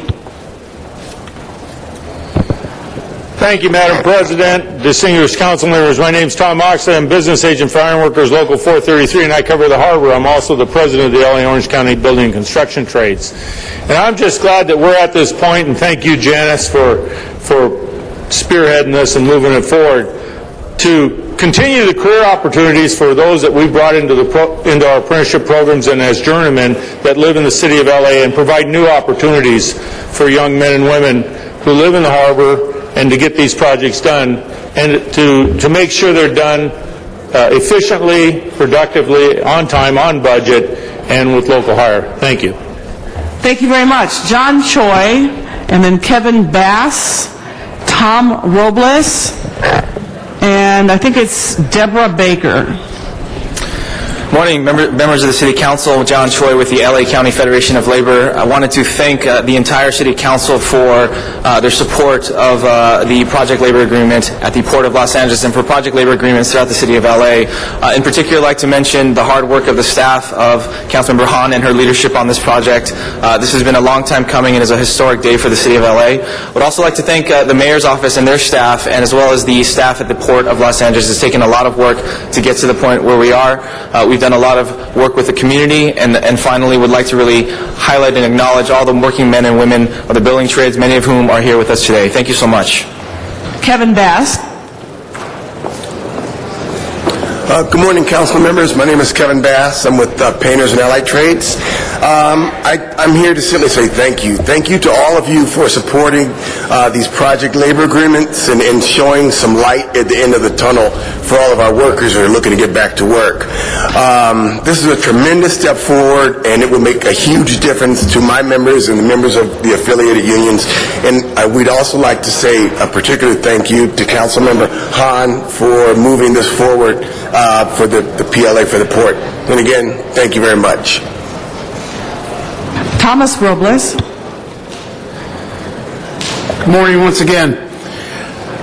I'm Tom Robles from Local 416 Reinforced Iron Workers.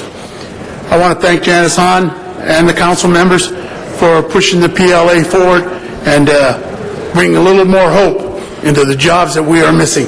Thank you very much. Deborah Baker, and then Kevin, I think it's Kevin Bass. We just had Kevin Bass. So, okay, you had two cards in. Okay, Deborah. Good morning. I'm Deborah Baker. I'm the Business Manager, Secretary Treasurer of Labor's Local 802. Labor's Local 802 is the local that covers the Harbor area. I'm here with the laborers today in support of the PLA. The last few years, we have seen record-breaking unemployment like we've never faced before. This PLA will bring much-needed jobs not only to our members, but members of the community at large. I'd like to thank Councilwoman Hahn for realizing this and fighting for it, the Harbor Commission for realizing that it's needed, the Mayor, and the City Council. We thank you, and we look forward to working on this PLA. Positive vote. Thanks. Okay, the last of the speaker cards, Ms. Hahn. Thank you, and thank you to all of you who came down and cut your remarks to a minute apiece. I appreciate that. This is such an important day, and this represents years of hard work for us to get here today. So it's with great pleasure that today I'm counting on a unanimous vote by the City Council to approve this project labor agreement. And I like the way we're calling it Construction's Career Project Labor Agreement, because that's really as much of a part of a PLA as anything else. And our step today is the final step in a long road that will deliver us a port-wide project labor agreement for all capital projects that are initiated at the Harbor Department. And up until now, we've had to negotiate each one of these projects every time it came up at the Harbor. And this is important because the port is poised to invest over $1.5 billion, generating over 6,000 construction jobs in the next few years, which will create major economic benefits in Los Angeles. There's no doubt that the Port of Los Angeles is a major economic engine for this region. But I also feel that it's important to ensure that workers in the communities that are most impacted by the operations of the port will also begin to see some benefit through jobs and job training, especially since these areas also suffer high unemployment. Steering our young people who live in these communities into local apprenticeship programs is also necessary to ensure that we have an adequately trained workforce for years to come. By our port adopting a policy that ensures that a certain percentage of the workforce are local residents, this community will see the benefits of living in the harbor area, not just the burdens. 30% of all the jobs created will go to local area residents, and 10% will go to the disadvantaged residents, which include single parents, individuals without a high school diploma, those who have received public assistance. And local residents who are hired on these port construction projects will join multi-year apprenticeship programs in the building trades unions. This PLA will put into place meaningful job standards, including entry into apprenticeship programs, ensuring the payment of prevailing wages, health insurance benefits. The PLA's benefits will be felt so strongly, particularly in the communities of Wilmington, San Pedro, Harbor City. This will be the city's third PLA, followed by the ones we just did with CRA and Public Works. I do also want to thank the mayor for his leadership on this, the mayor's staff. I want to thank my staff, Jenny Chavez, who's worked tirelessly to bring this to fruition, and thank you to all the members of our labor unions, working men and women who have fought for this tirelessly, because you know that this agreement will really ensure long-term that not only do we have projects that will be built on time and on budget, but we are opening up a great, good-paying careers to thousands of people, particularly young people who may at this point feel hopeless in what their future will hold. And as Carlos Prinzin said, labor built this country. Labor is doing the hard work currently, and we want to ensure that in the future, good, well-trained working men and women continue to make this country great, particularly at our Port of Los Angeles. So thank you, and I hope I can count on everybody's vote for this today. Thank you very much, Ms. Hahn. Another round of applause for Ms. Hahn for her hard work right there. Get it going there. All right, Mr. Clerk, let's open the roll. Close the roll. Tabulate the vote. 13 ayes. 13 ayes. Thank you very much. Item 17, next. Mr. President, for clarification, amending motion 17C has been circulated before you. Thank you very much, Mr. Clerk. Ms. Perry. Hey, thank you very much, Mr. Chair. Members, this is a complex matter that two committees have reviewed to better qualify the intended actions of the Audits and Governmental Committee and the Energy and Environment Committee regarding the Department of Water and Power billing and collections issues. So I've joined with Mr. Zine in introducing an amending motion that clearly outlines the intended outcomes of this issue, and we have asked the Department of Water and Power to report back on a variety of matters to respond, and the amended motion just gets us more focused and gets us on the right track so that we can review the updates of their billing and collections process. Mr. Nichols is here. I don't know if Mr. Zine pressed his button too. He may have.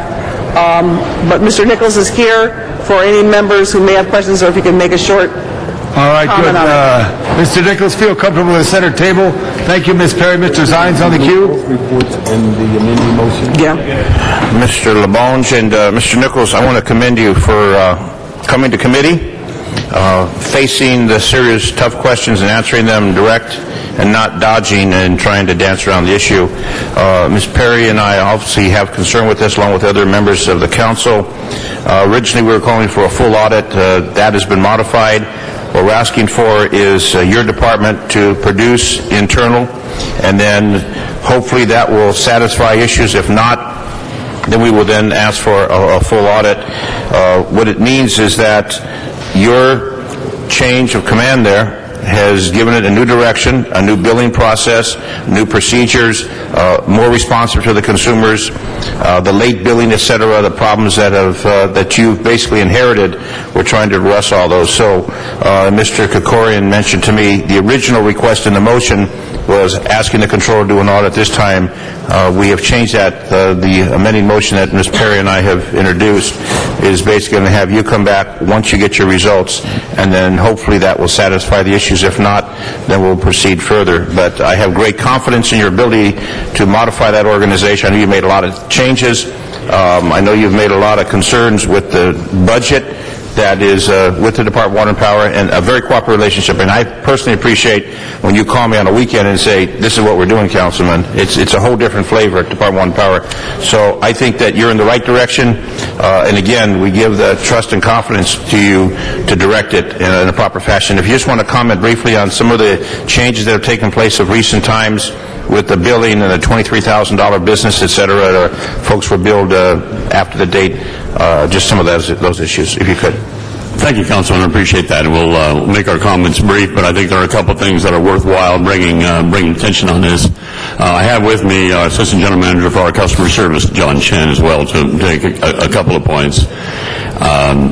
And I'll have John provide some quick overview on with respect to this issue on the audits that we have, and very, very quickly. But part of that, I do want to point out that the department has indeed, we haven't waited to move on these issues that your committee rose. We've informed we've created an internal committee within our customer service group to evaluate our internal procedures, how we can make this move quickly, how we can deal with these delayed billing issues.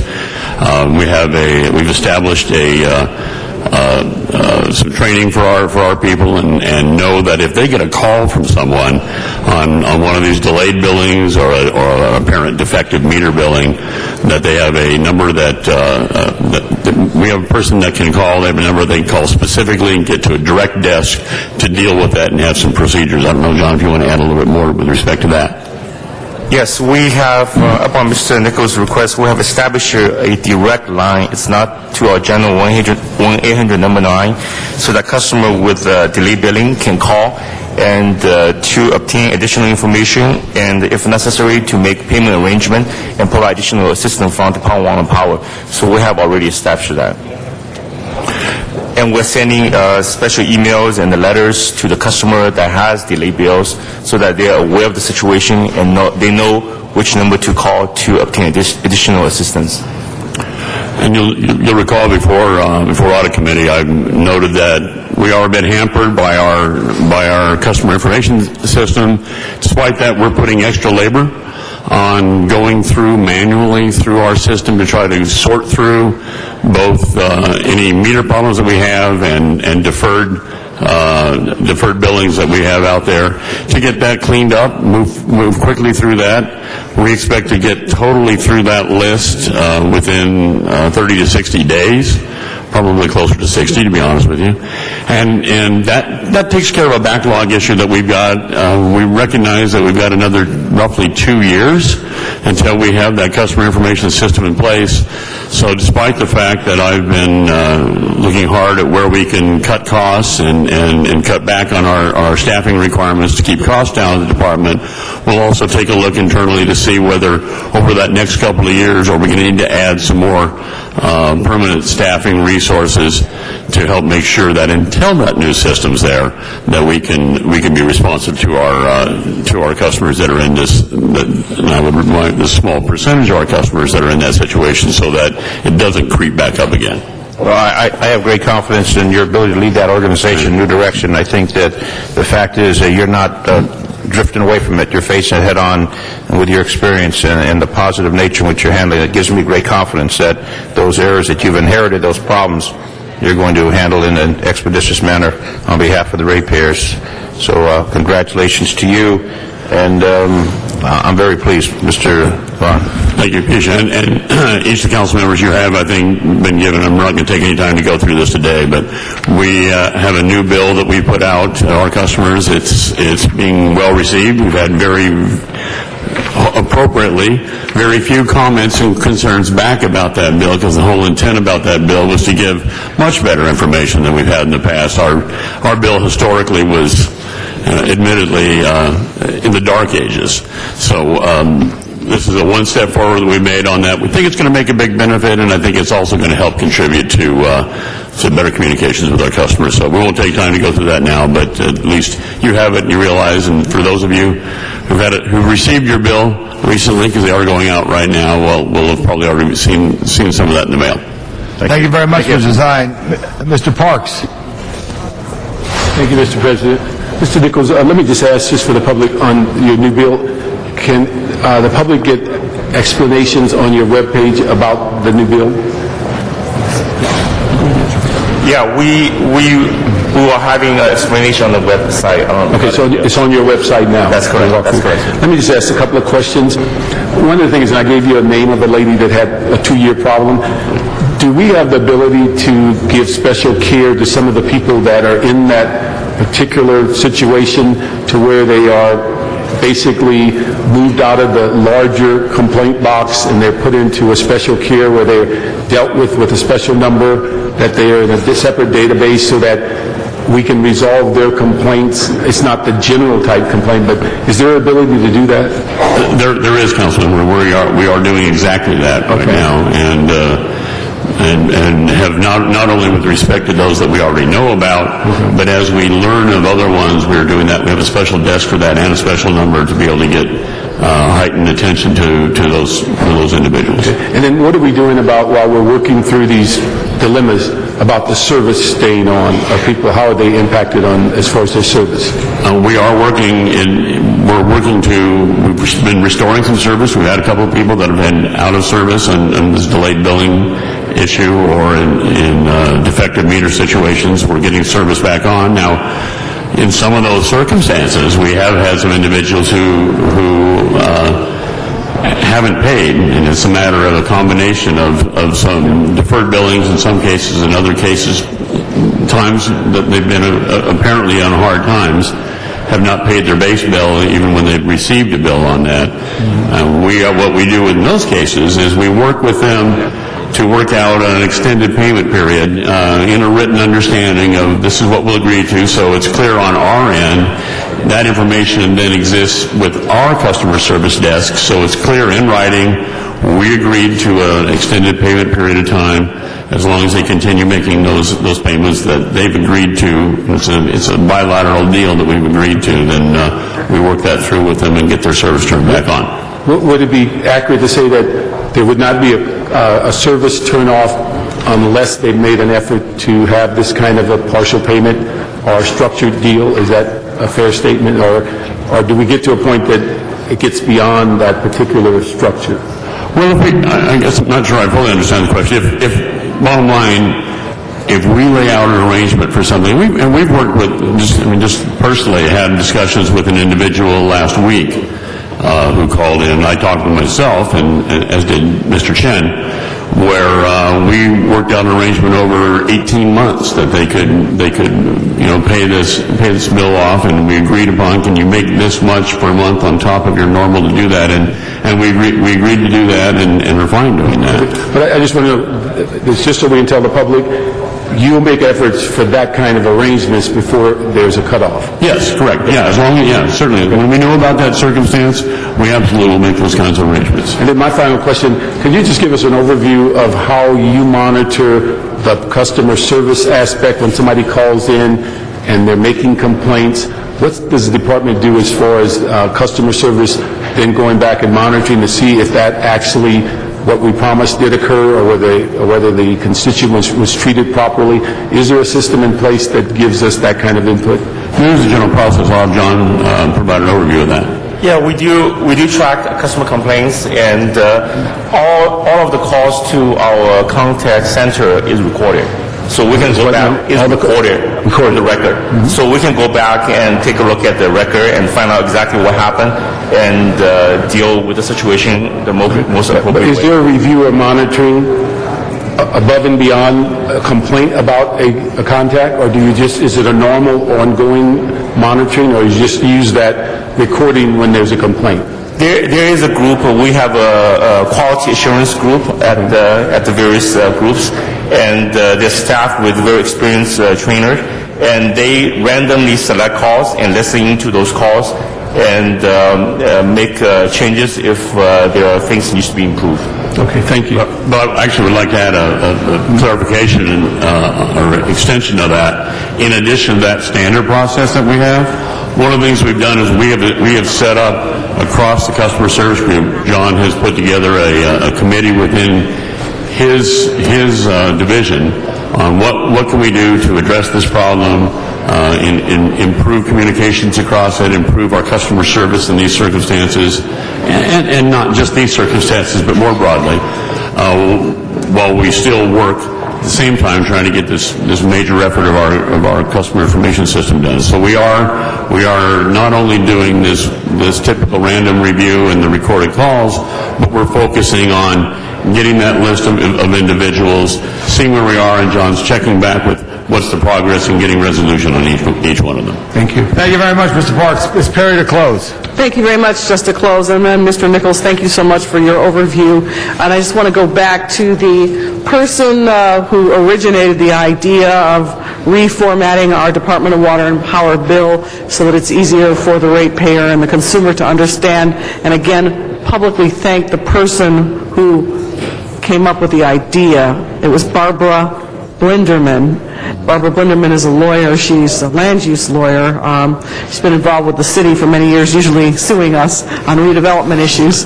But, she was quite diligent in working directly with the department, and I was happy to introduce the motion based on her idea to get this process going. So I want to give Barbara credit publicly. And the reason I'm doing that is because now she has come to me with another issue, which I will share with you in the form of a motion about how the customer interfaces with the customer service line and how to make that much more user-friendly, more transparent, and easier. The lady who made the complaint to Barbara, I guess, is becoming a consumer advocate directed at the Department of Water Power, and I want to thank her for that. This lady was 86 years old and had a rough time on the phone when she called in and was transferred a number of times. I'm going to give you the details of that in a motion, and we can use that as a companion piece to the issuance of these reformatted bills. But again, when people wonder whether people in local government actually listen to them, I did listen to Barbara Blinderman, and I'm saying Blinderman because there's another Barbara out there who has a similar last name, and it's been tremendous. I think this bill is really going to transform the way people understand how their money is being allocated. So thank you. Thank you. Thank you very much, Ms. Perry, and to the council, Mr. Nichols at LA Water and Power. No other speakers on the queue. Open the roll. Close the roll. Tabulate the vote. 13 ayes. This was held, a public comment was held, and you're not a ratepayer of Los Angeles. Not that it makes a difference there. Thank you. Next item. That brings us to item number 1, called Special for Cards. Say it again. Item 1, sir. Item 1, that's it. Item 1. You want to call it up? Mr. Clerk, call item 1 up. Mr. President, you have the cards before you. We need to take public comment on this matter. Do you want to, just general public comment? Well, item 1, only one card. John Walsh, not here. Mr. Walsh is not here. No other comments? Mr. Clerk? No comments, so we complete any public Not from me comments? personally, sir. No speakers on the queue. So let's call for the question. Would you like to open the roll, sir? Open the roll. Close the roll. Tabulate the vote. 12 ayes. Okay. Next item, Mr. Clerk. Item number 10, called Special for Councilmember Smith. Mr. Smith? Just want to vote.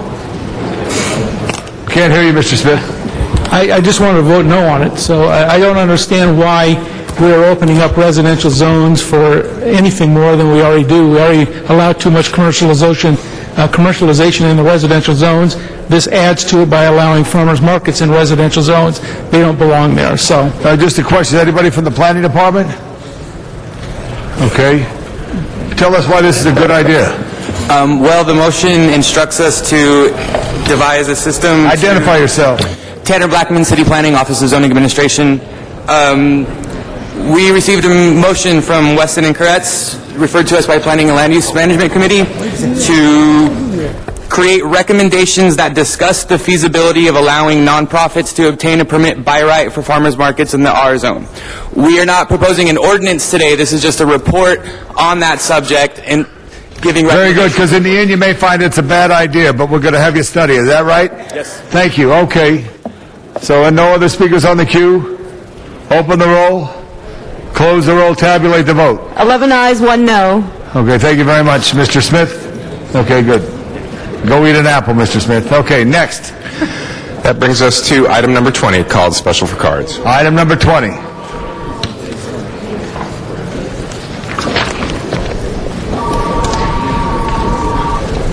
Special, Mr. Walsh is the only card. Mr. Walsh is not here. Oh my God. Okay, so open the roll, Mr. Clerk, on this. Close the roll, tabulate the vote. 12 ayes. 12 ayes. Next item.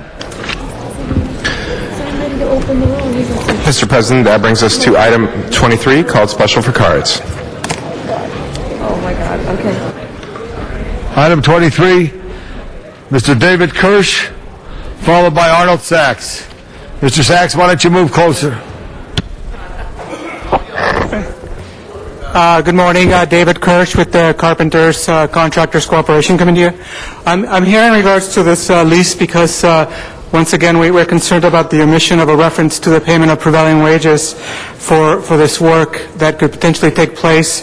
We've raised this issue sort of as part of a broader and ongoing concern that there's certain scopes on some LAWA leases that are not covered by prevailing wages, specifically the baggage screening work that's funded by TSA that's been taking place on Terminal 5 and that will be taking place shortly on Terminal 6. And all of you agree that the prevailing wage is a good policy. We have it on all our other projects, but there seemed to have been an exception here for this baggage screening work that is publicly funded. So we wanted to bring this to your attention. We want the council to make sure that prevailing wages are covered on all the work and they're enforced. Thank you. Thank you very much, Mr. Arnold Sachs. Thank you, Mr. Sachs. Yes, thank you. And I'd like to point out in your previous item, sir, the item on the agenda was billing and paying, and the council brought up customer services, which was not the item agendized, so it should have been reopened for public comment. But that's just to count the city council attorney not paying attention. This item, I'm just concerned here, the item says 5600 Century Boulevard because so much is brought up about extending the Green Line to the main terminals of the airport. And 5600 Century Boulevard is LAX property. And why the public or a public agency as the MTA, which is corrupt enough, would have to come up with funds to go from Aviation and Century Boulevard, which is probably another half a mile from this location, to the main terminal, which would be 2 miles away. Why is LAX, which is already spending or misappropriating $10 billion, doesn't have any money to include in a form of transportation to get people from the main terminal to the proposed rail stations at either Century and Aviation or the now useless Green Line station at Aviation and Imperial Highway is beyond me. It should be looked into, and if you can get this much as part of LAX property, then keep that in mind when you're discussing transit from the main terminal to the proposed light rail lines. Thank you very much, Mr. Sachs. Stay where you are right there, Mr. Sachs, if you would. No other speakers on the queue. Open the roll. Close the roll. Tabulate the vote. 12 ayes. Thank you. Next item. That brings us to item 24, called Special for Cards and Good. for We have Councilmember Mr. Sachs Garcetti. right there. Yes, thank you. Very quickly, isn't it amazing how 1 year can change things? Last year you were talking about discussing sale of parking garages. Where'd that go? What happened with that? Oh, no bids.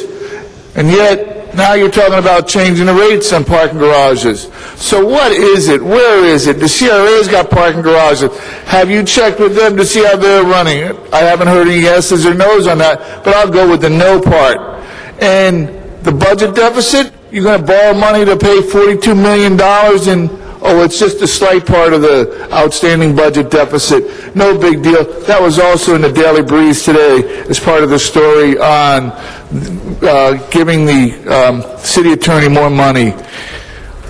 How do we keep track of who's on first, what's on second? I don't know, third base. Let's get Abbott and Costello to sit around the horseshoe. Dr. Williams.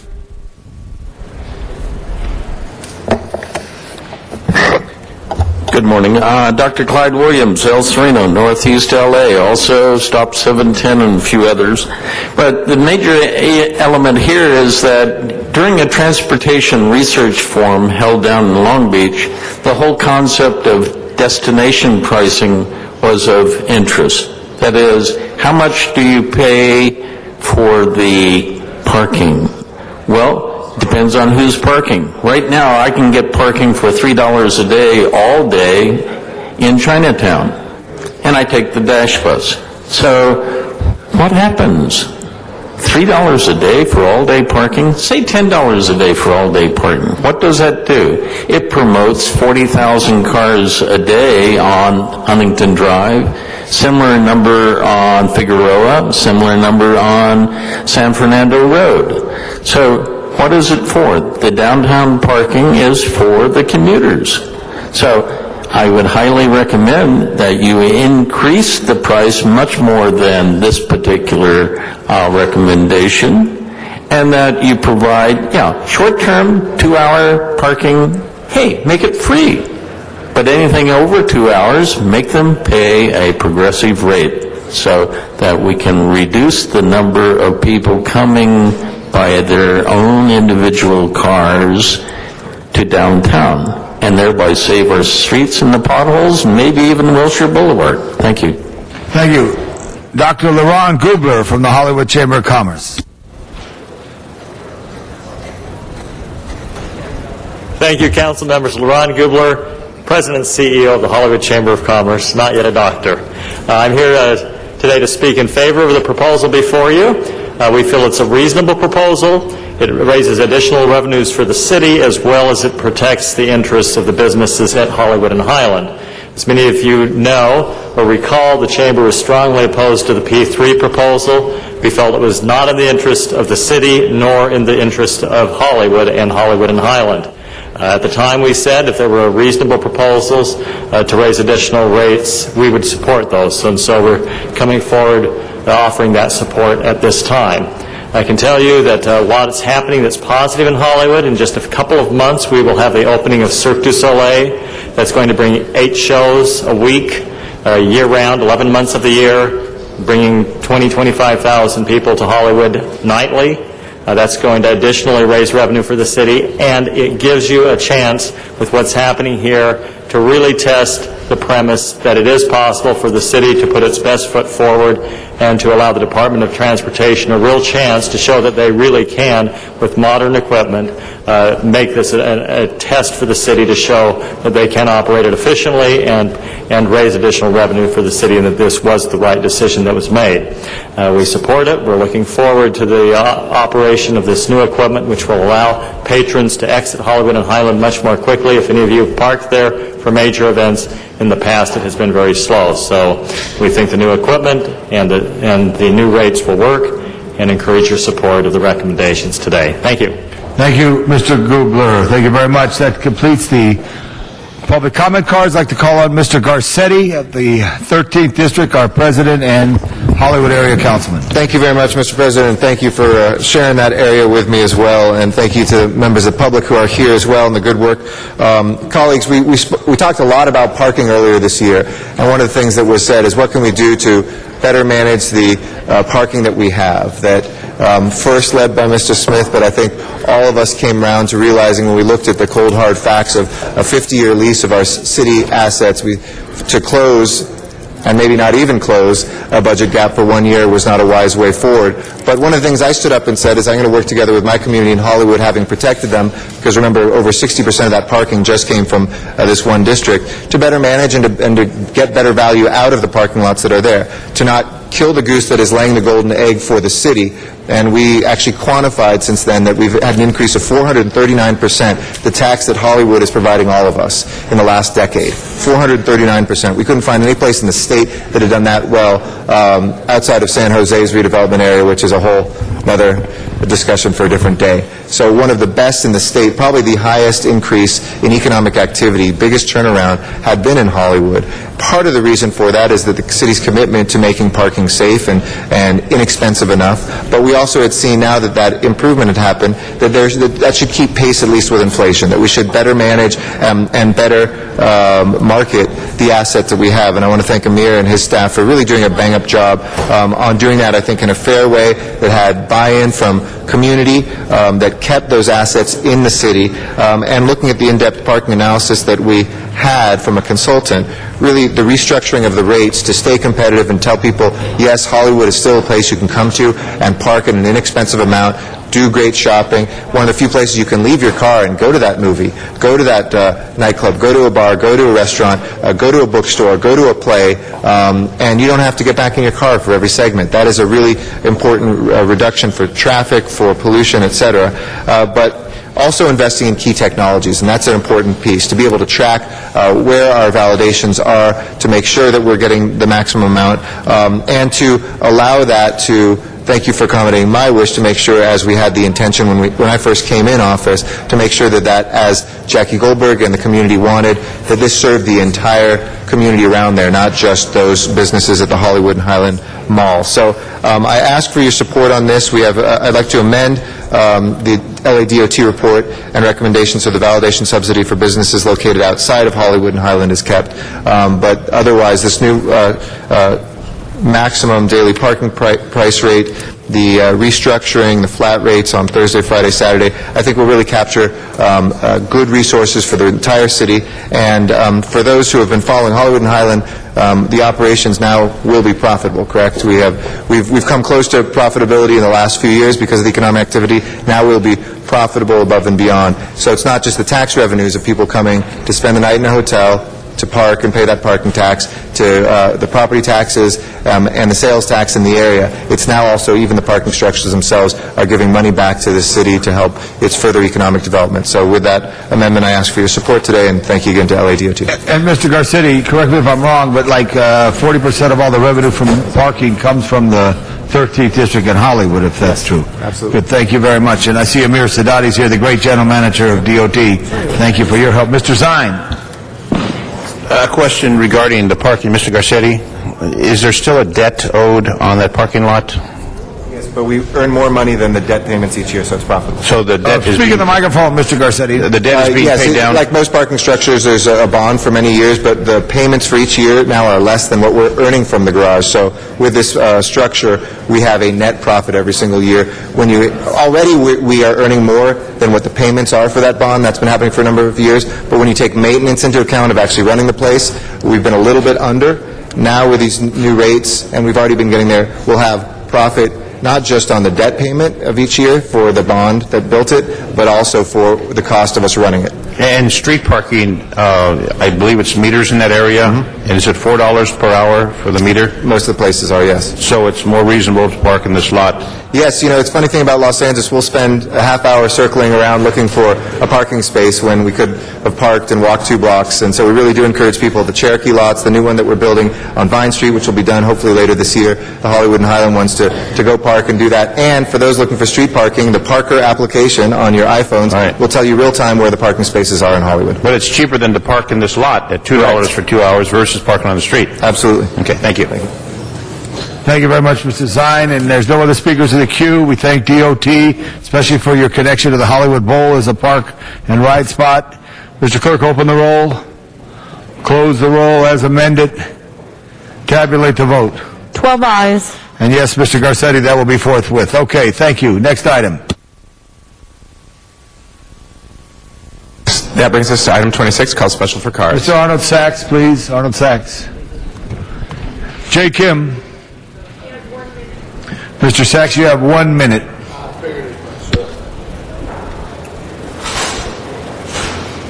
Yes, thank you. Good afternoon again, Arnold Sachs. This is an editorial from Sunday, March 27, 2011. First, affordable housing. When you get the CRA, now it's under the city's control, the CRA funds. So the state was going to take $930 million, which really wasn't $930 million. How many projects do we have in the city under consideration for, what was it, $350 million, another 600 to be developed later. How many affordable housing projects from the CRA project, from the CRA areas? What's being built? We know that the Farmers Field area and the AEG LA Live area was a CRA project. How many affordable homes went up in that area? How many low-income homes went up in that area? How many low-income people were displaced to allow that building to go on? Thank you, Mr. Sachs. No other speakers in the queue. So open the roll, close the roll, tabulate the vote. 12 ayes. Next item. That brings us to item 32. right, Special this is very floor cards, special. as Okay. well as Councilmember Labange. Let's have the speakers first. Clyde Williams. Dr. Williams is back in El Sereno. We thank him. No other speakers' cards. That completes the task. I'm going to turn this over to Mr. Smith. I'm going to go right here. All right.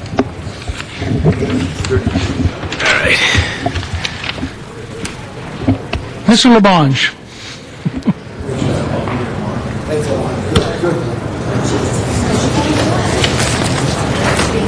Members, we're joined here by Paul Trejo, great General Manager of the Department of Aging, because this is the kickoff of Older Americans Month.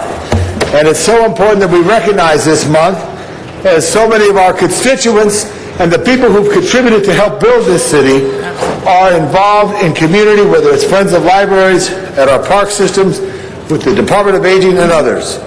This month, we kick it off on the Bridge Gallery, which I hope you take time to walk across the bridge and see work done by seniors throughout the city, hung there between now and June 3rd. We have partnered with SCAN, its mission to promote healthy and independent aging for communities that they serve. They're always happy to keep seniors active and engaged, and it's all about being active and engaged. This annual art show is just another way at SCAN and the City of Los Angeles promote positive senior activities. SCAN's recent outreach efforts with the City of Los Angeles include the sponsorship of the Senior Center Direction of Knowledge Fair, an outreach program in the SCAN Van Mobile for seniors throughout the city. So Laura Trejo, on behalf of the Mayor of the City of Los Angeles, on behalf of all of us here on the City Council, please know that we salute the Older Americans Month for May 2011, and it's special. And I will tell you one thing, and Susie, I'm talking to you, Susie over there. Susie, the first meeting I went to in this building was in 1974, and I met with Mayor Bradley's deputy. And Mayor Bradley's deputy said, remember, one day you're all going to be on the Senior Citizen Committee if you're engaged in city government. It all happens to us, so it's remember the seniors. So let's give a hand for Laura Trejo and the Department of Aging, and a big hand. Mr. President, I ask you to open the roll on this one. Thanks, Laura. Thank you much. Seeing no other speakers on the queue, please open the roll. Close the roll and tabulate the vote. Sorry. Thank you very much. Forthwith on that. Forthwith, very good. Thank you very much. Next item. Mr. President, Council has motions for posting and referral. They are posted and referred. There are excuses on the desk. Councilmember Labange requests to arrive at 11 on May 13 due to city business. A motion is required. Moved by Mr. Garcetti. He's excused. Councilmember Rosendahl requests to leave at 12 on May 13 due to city business. A motion is required for that as well. Moved by Mr. Parks. He's excused. And Councilmember Rosendahl requests to be excused on June 28 due to city business. A motion is required. Moved by Mr. Krikorian. He's excused. Mr. President, the desk is clear. Desk is clear. Do we have any announcements? Seeing no announcements, do we have any motions? Do we have any adjourning motions? We do? All right, will all persons in the audience please rise in respect for the adjourning motions? All persons please rise, sir. Gentlemen in the row there, please rise. And before we do, could you recognize Mr. Koretz? Mr. Koretz for an introduction, I presume? Yes. We have the third grade class from Echo Horizon School touring City Hall and other parts of downtown as part of their grade lesson on the City of Los Angeles. And this is a truly unique school because Echo Horizon is the only school in the country that requires 10% of the kids to be hearing impaired, to educate hearing, deaf, and hard of hearing children in an inclusive environment. And Scott Reardon has brought his class down today. Monique Kagan, who is a City Hall veteran, is here as one of the parents. And let's give them all a big hand.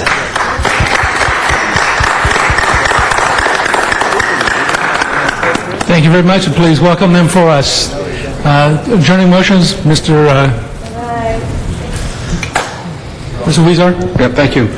Thank you, Mr. President. And colleagues asked that we adjourn today in the memory of John Stillion, a very active and kind individual who passed away. He is a resident of Eagle Rock here in the city of Los Angeles.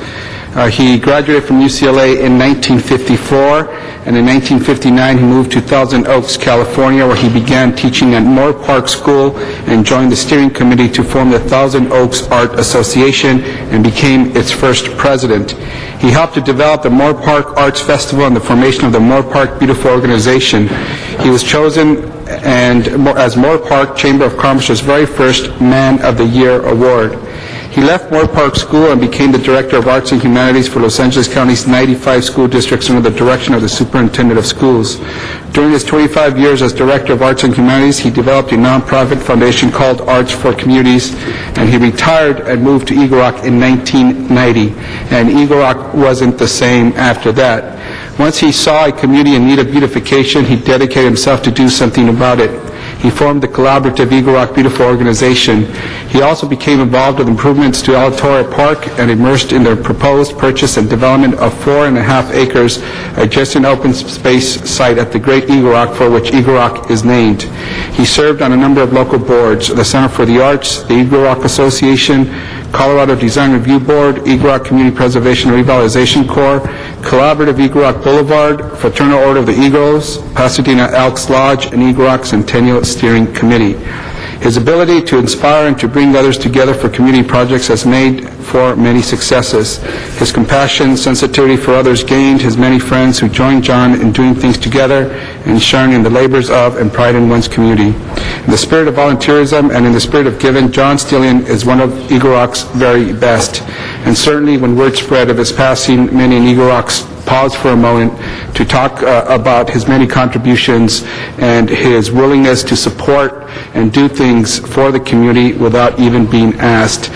In fact, when we as a city stopped taking care and maintaining our medians, he was out there with water and bucket and planting new plants and doing all he could to make sure that Eagle Rock remained what it is, which is a great community. He will certainly be missed, and he was just a wonderful, beautiful human being that always was willing to help. And when you had a conversation with him, it was as if we didn't have enough time to finish those conversations. Just a wonderful human being that will be missed by all. Thank you. Thank you, Mr. Weezer. Mr. Parks? Thank you, Mr. President. I'd ask that we adjourn in memory of Claudia Ann Caldwell, who was born in 1945 in Colorado. After 6 months of age, her family moved to Oakland, California, so her father could complete his college education. She attended Mount Vernon Middle School in Los Angeles, later graduated from Los Angeles High School. She was heavily influenced by her grandparents and her mother. She was interested in politics and civil rights. In 1960, Claudia was one of the first African-American Kennedy girls who accompanied the future president to rallies in the Los Angeles area. Also during that period, she worked as a counselor for the Teen Post, impacting the lives of numerous teenagers. In 1965, while a community college student, she went with her mother to Atlanta to participate in the Summer Community Voting Project. The experience enabled her to travel to 6 southern states and 20 countries, where she registered voters while meeting students as well as civil rights leaders, including Dr. Martin Luther King Jr. She was heavily impacted by Dr. King's work. She also accompanied her mother to the funeral of Dr. King as part of the staff of the Southern Christian Leadership Conference. Claudia attended California State University, Los Angeles, and graduated with a bachelor's degree in sociology. Later, she received her master's degree in social work from Columbia University. In 1975, she began her career as a social worker with the Los Angeles County Department of Children and Family Services. One of the highlights of her 35-year career was being selected to accompany wards of the court to Switzerland to testify before the United Nations. In 1977, she met her husband and was married in 1980. He passed away and left her with their son, Robert Earl Jr. After this tremendous loss, she stayed in Los Angeles and continued to work on a variety of projects. After a brief illness, she passed away in April 2011 with her mother and her son at her bedside. She is survived by her mother, Gwen Green, and her son, Robert Earl Caldwell Jr., and a host of family members. Funeral services are pending. Thank you, Mr. Parks. Any other adjourning resolutions? Seeing none, Mr. Clerk, please tally the roll. That concludes today's meeting. The meeting is adjourned. See you on Friday at 10 a.m. at the Los Angeles City Council, John Ferraro Chambers.